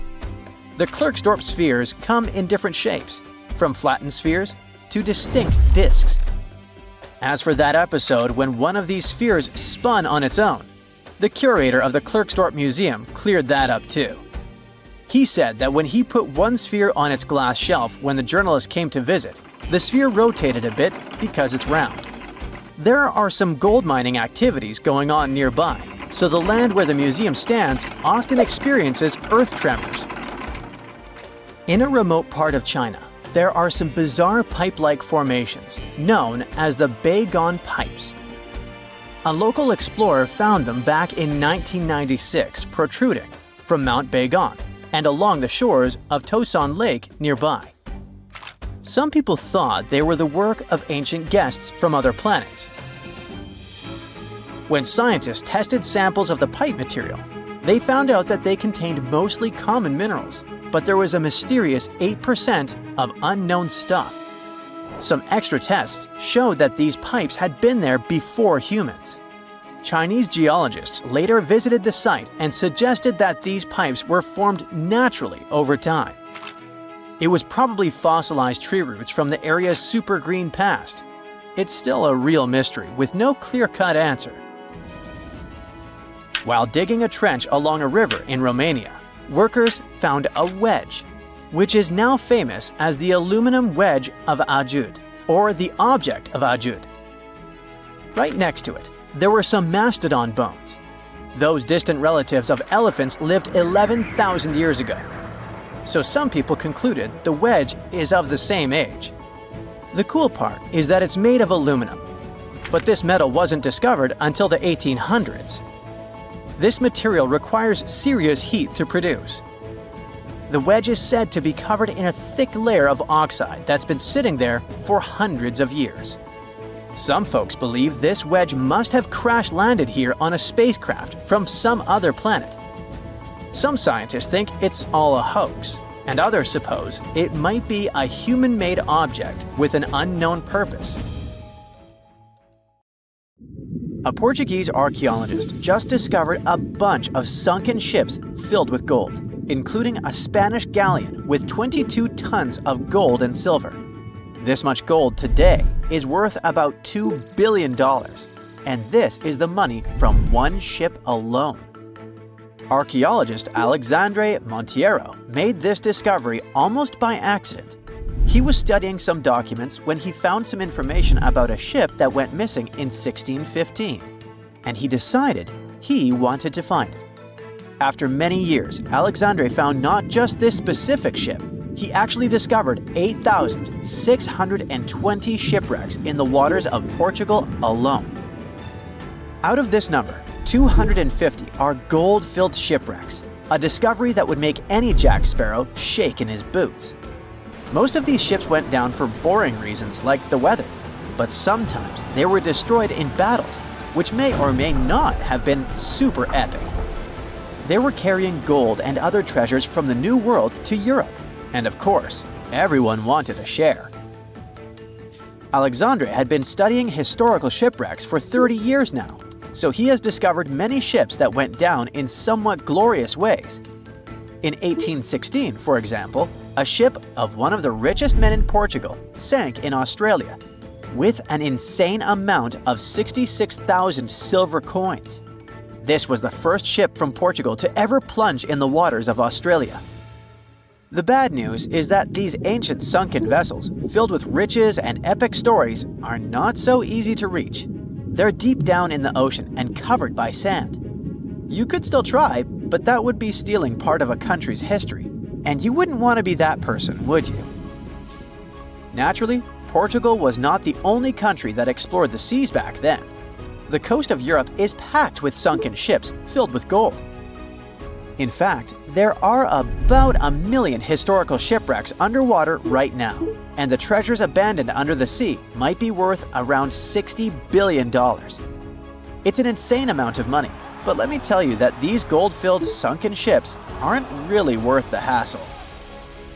There are many stories of maritime treasure discoveries that turned into insane lawsuits and even long jail time. Our first story starts in 1746, when a violent storm crashed a ship called Prince de Conti near an island in Brittany. The ship was filled with tea, ceramics, and 100 gold ingots. Of course, the owners of the ship tried to save the loot, but if it's not easy now, imagine how it was back in the 18th century. It took more than 200 years for the vessel to be found. It finally happened in 1975, when a group of French men discovered it and decided to take pretty much every valuable thing they could find.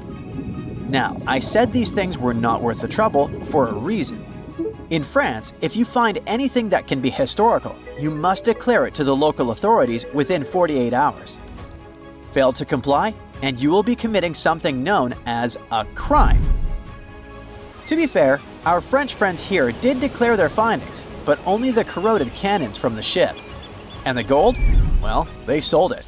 Obviously, because each gold bar is worth between $125,000 to $231,000. It took French authorities almost 50 years to retrieve the stolen gold, and they didn't retrieve all of it. Part of it was bought by an elderly couple living in Florida, and the crime is so serious they were charged for connection with money laundering, organized crime, and the trafficking of cultural goods. The poachers also sold some gold ingots to the British Museum collection. Now, let's go back to the 1850s, when a steamer called SS Central America traveled from Panama to California and back again. This was during the California Gold Rush, a time when 300,000 people moved to California to dig for gold. Because the travel route was not easy breezy, people needed to carry their gold around on big ships. This is where our friend SS Central America comes in. In 1857, the ship had 578 people on board and about 10 tons of gold. Very few survived, and around $100 to $150 million in gold went down with the ship. All of this explains why in 1988, a group of investors from Columbus decided to finance a research project to find this ship. The research was led by a guy named Tommy Thompson. Tommy was really crazy about the idea of finding this sunken ship filled with gold. It took him years to find the exact location of the SS Central America, especially because the ship was 7,500 feet beneath the surface of the Atlantic Ocean, and retrieving it required a lot of fancy tech. A group of 161 investors paid for his adventure, but it goes without saying that they were not doing this out of love from their hearts. They invested $12.5 million in this project because they were expecting to earn at least 10 times more. But since life is not all sunshine and rainbows, 39 insurance companies sued the research team as soon as they retrieved the gold. Back when the ship was up and running, these companies insured the cargo of the SS Central America, and when the cargo was finally retrieved, more than 100 years later, they wanted to be compensated. They said it was not their job to retrieve it, but that doesn't mean they abandoned it. This crazy talk didn't stick, and 92% of the gold was given to the research team. The plot thickened when the investors were scammed by none other than Tommy Thompson, who fled with $4.16 million. He also had 500 gold coins, but he's not telling a soul where they are. Nonsense like this is the reason why most countries have rules to protect cultural properties. And yes, sometimes shipwrecks can be a cultural property. Obviously, there are many maritime treasure discoveries that happen without breaking any laws. The SS City of Cairo, for example, was a steamship that submerged in 1929 with 2,000 boxes of silver coins weighing 122 tons. A company called Deep Ocean Search retrieved the coins from a depth of 17,000 feet, which is 4,500 feet lower than the Titanic. 34 million pounds went to the UK Treasury, and the Deep Ocean Search also got a share. The good news here is that some of the coins can be bought by collectors, legally. Paying for a treasure is probably the closest you can get to an underwater archaeology find. I know, all I did was destroy your piracy dreams. But while raiding gold-filled shipwrecks may be a crime in most countries, or just financially impossible for us mere mortals, not all hope is lost. There is about $771 trillion worth of gold lying on the ocean floor, and it doesn't have an owner. It's like an underwater gold mine, except the gold is in the water. You know how the water of the ocean is salty? Well, the gold gets mixed with the minerals in the water, so it's not like you stumble upon a gold nugget on the beach. Each liter of ocean water has 13 billionths of a gram of gold, and it's very difficult to extract such tiny particles of gold from the water. But that doesn't mean people haven't tried. And, of course, there's been a scam here too. In the 1890s, a guy claimed he had invented a thing that would suck gold from the seawater. When he got enough money, he fled the country with the cash. If you really want to get some gold, you could try to extract it from the Earth's core, which has 1.6 quadrillion tons of gold. There's 16 times more gold in the Earth's core than what humans have mined in the whole of history. No hoax involved here because nobody has dared to go down there yet. With archaeologists discovering gold-filled sunken ships out and about, maybe we can make our own maritime treasure discoveries, or at least save enough money to buy some silver coins.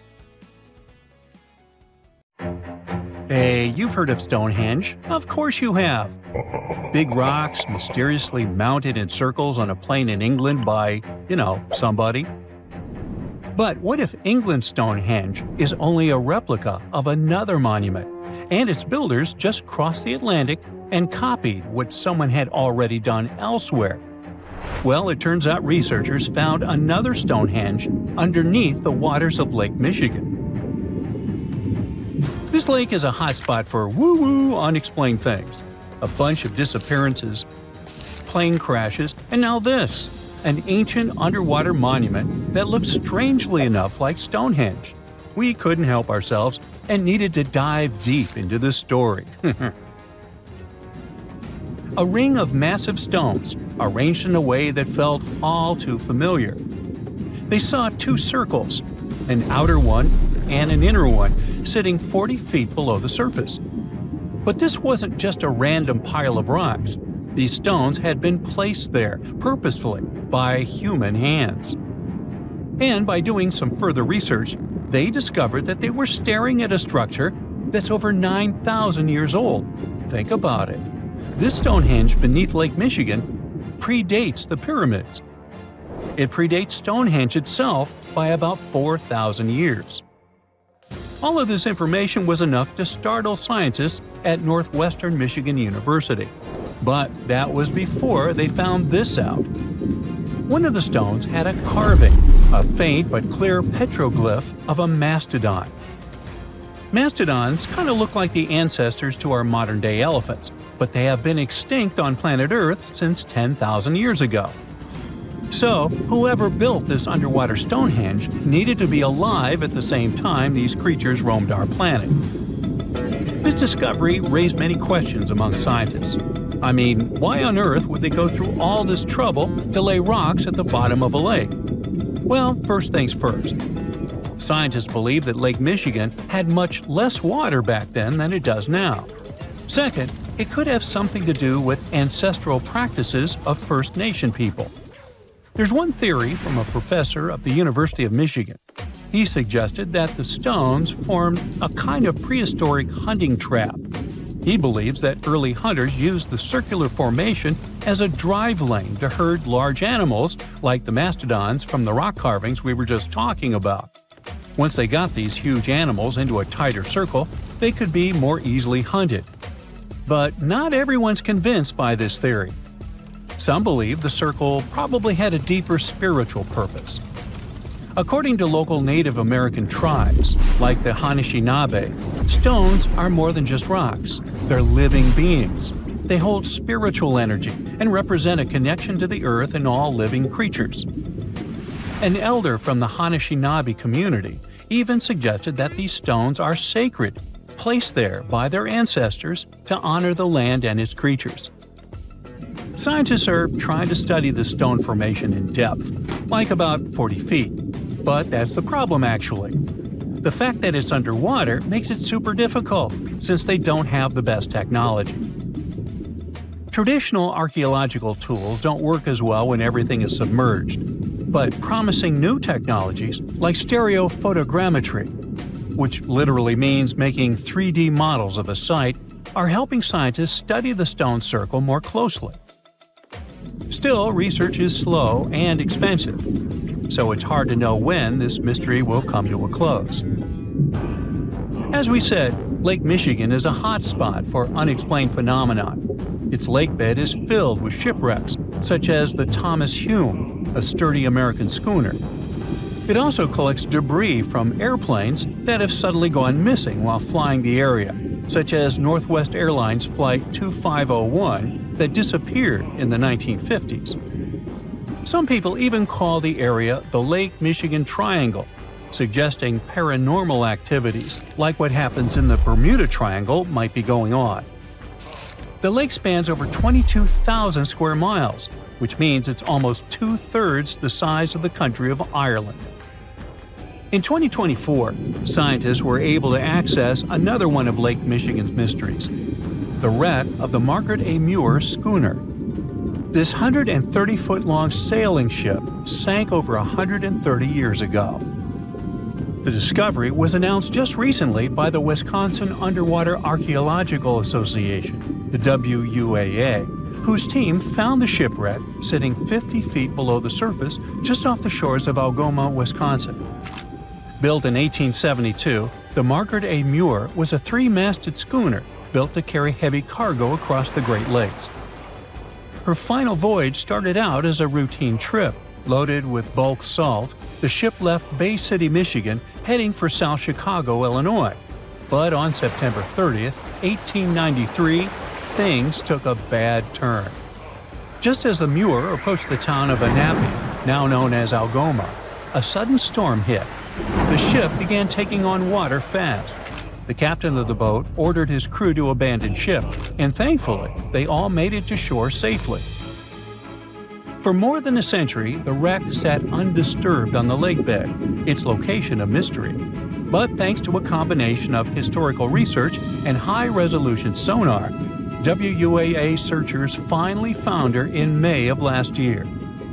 The wreck is remarkably well preserved, with parts of the deck and gear still visible.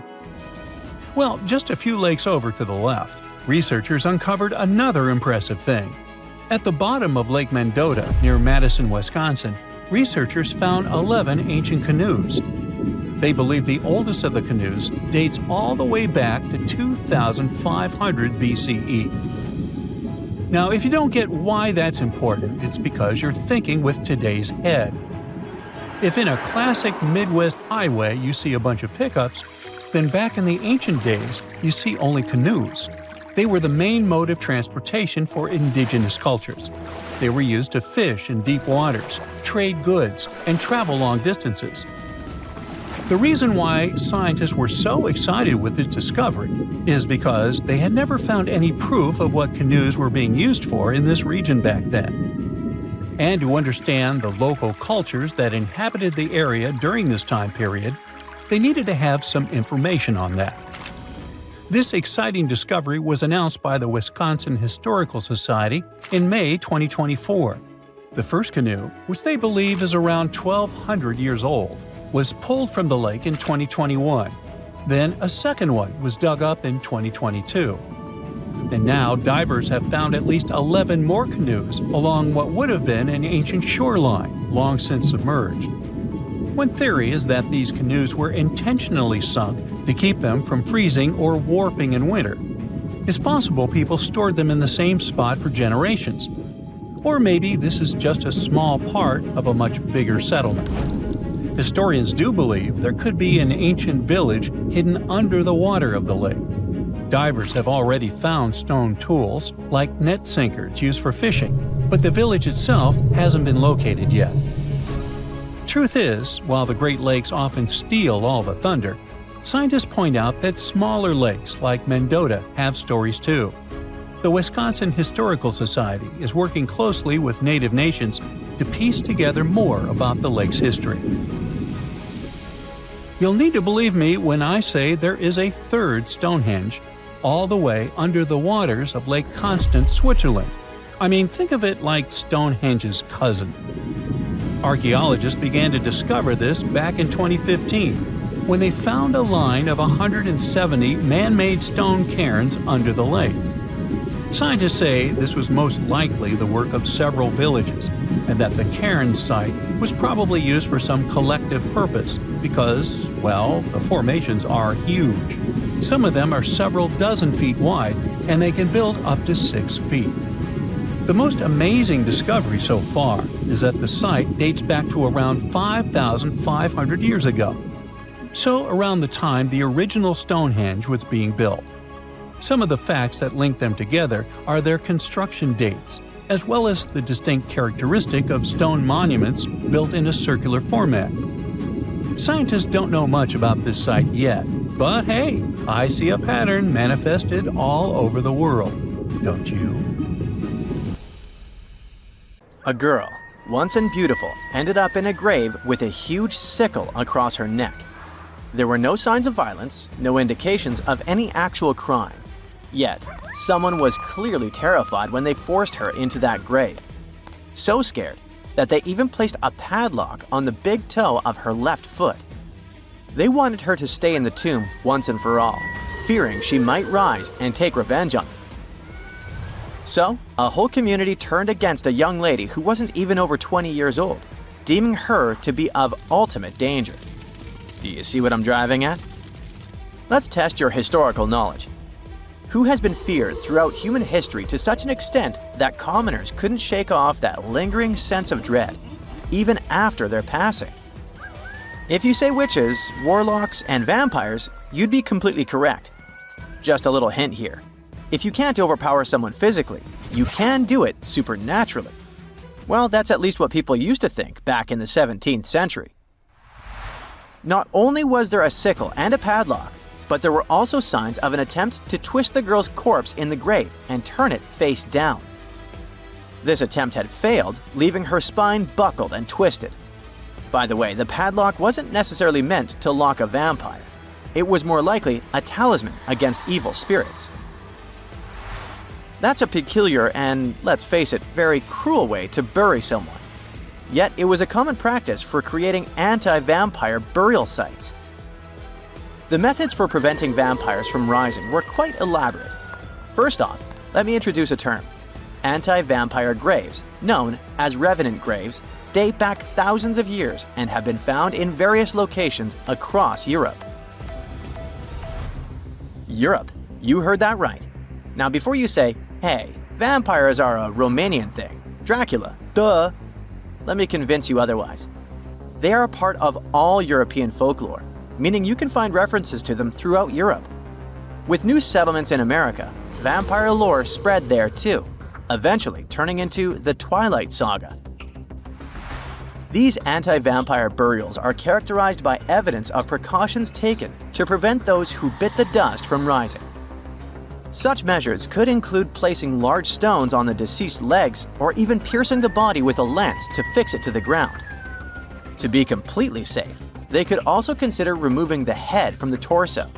So, burying the body face down, cutting off the head, and pressing the body with a stone were the methods used to keep someone believed to be a demonic being from leaving the grave. Let's return to the poor lady, or rather, the girl. A couple of archaeologists, Dariusz Poliński and his partner, Magna Durodska, who happened to be partners in both crime and life, stumbled upon her grave. Strangely, all of her 206 bones remained untouched. Yet no gravestone, no name, nothing. Just a lonely grave on a hill in northern Poland. Poliński, a professor of archaeology, and Zagrodska began piecing together the story of the woman they eventually named Zosia. Carbon dating suggested she had been about 18 years old and had passed away about 350 years ago during a chaotic time in Poland's history. There is little documentation about this graveyard, which seemed to serve as a resting place for individuals marginalized by the community. Was Zosia a poor girl who had been marginalized because life forced her into the worst situation a lady could face? Not really. As the archaeologists delved deeper, they stumbled upon some hints that indicated she might have hailed from a rich family.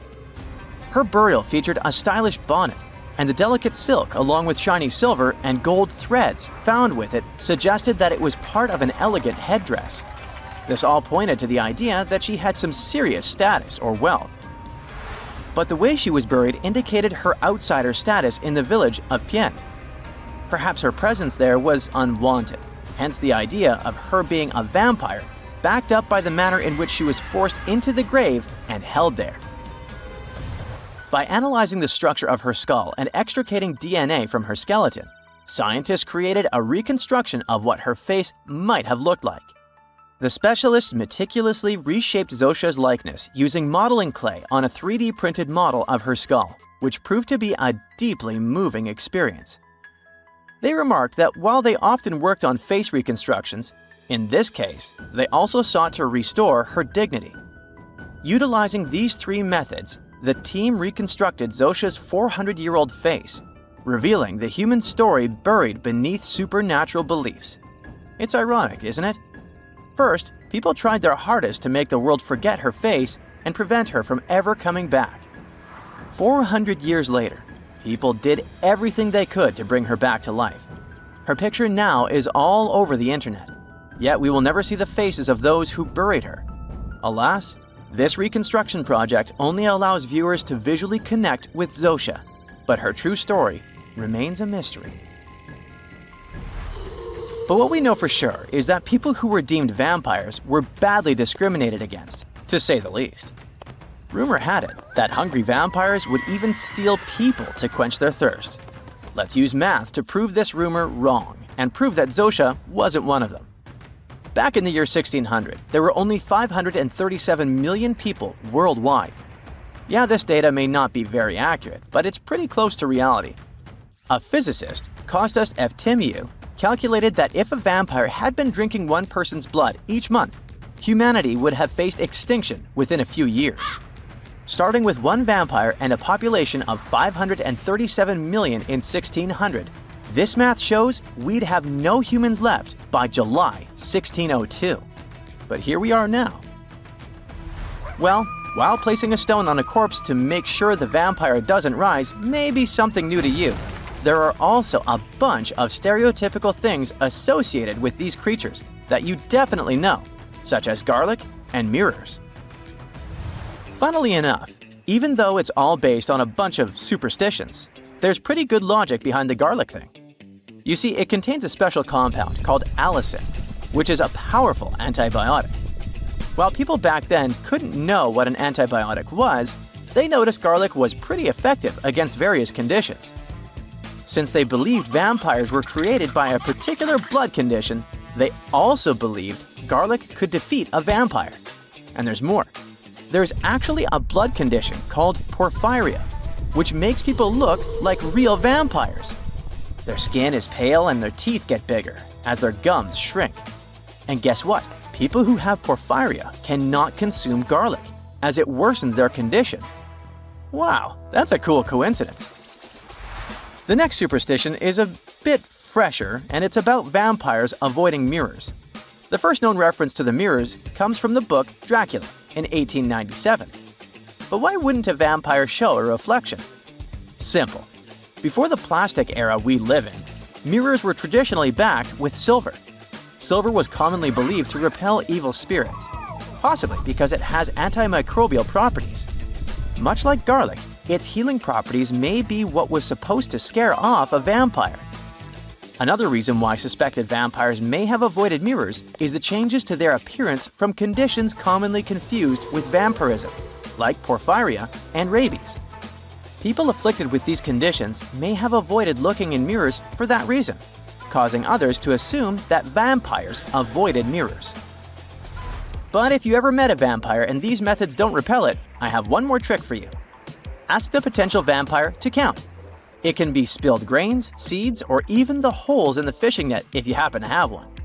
Vampires are into math, so they'll stop to count, delaying them until sunrise. And we all know that vampires don't do well in sunlight. Ironically, it's Count Von Count, a vampire who teaches us how to count on Sesame Street.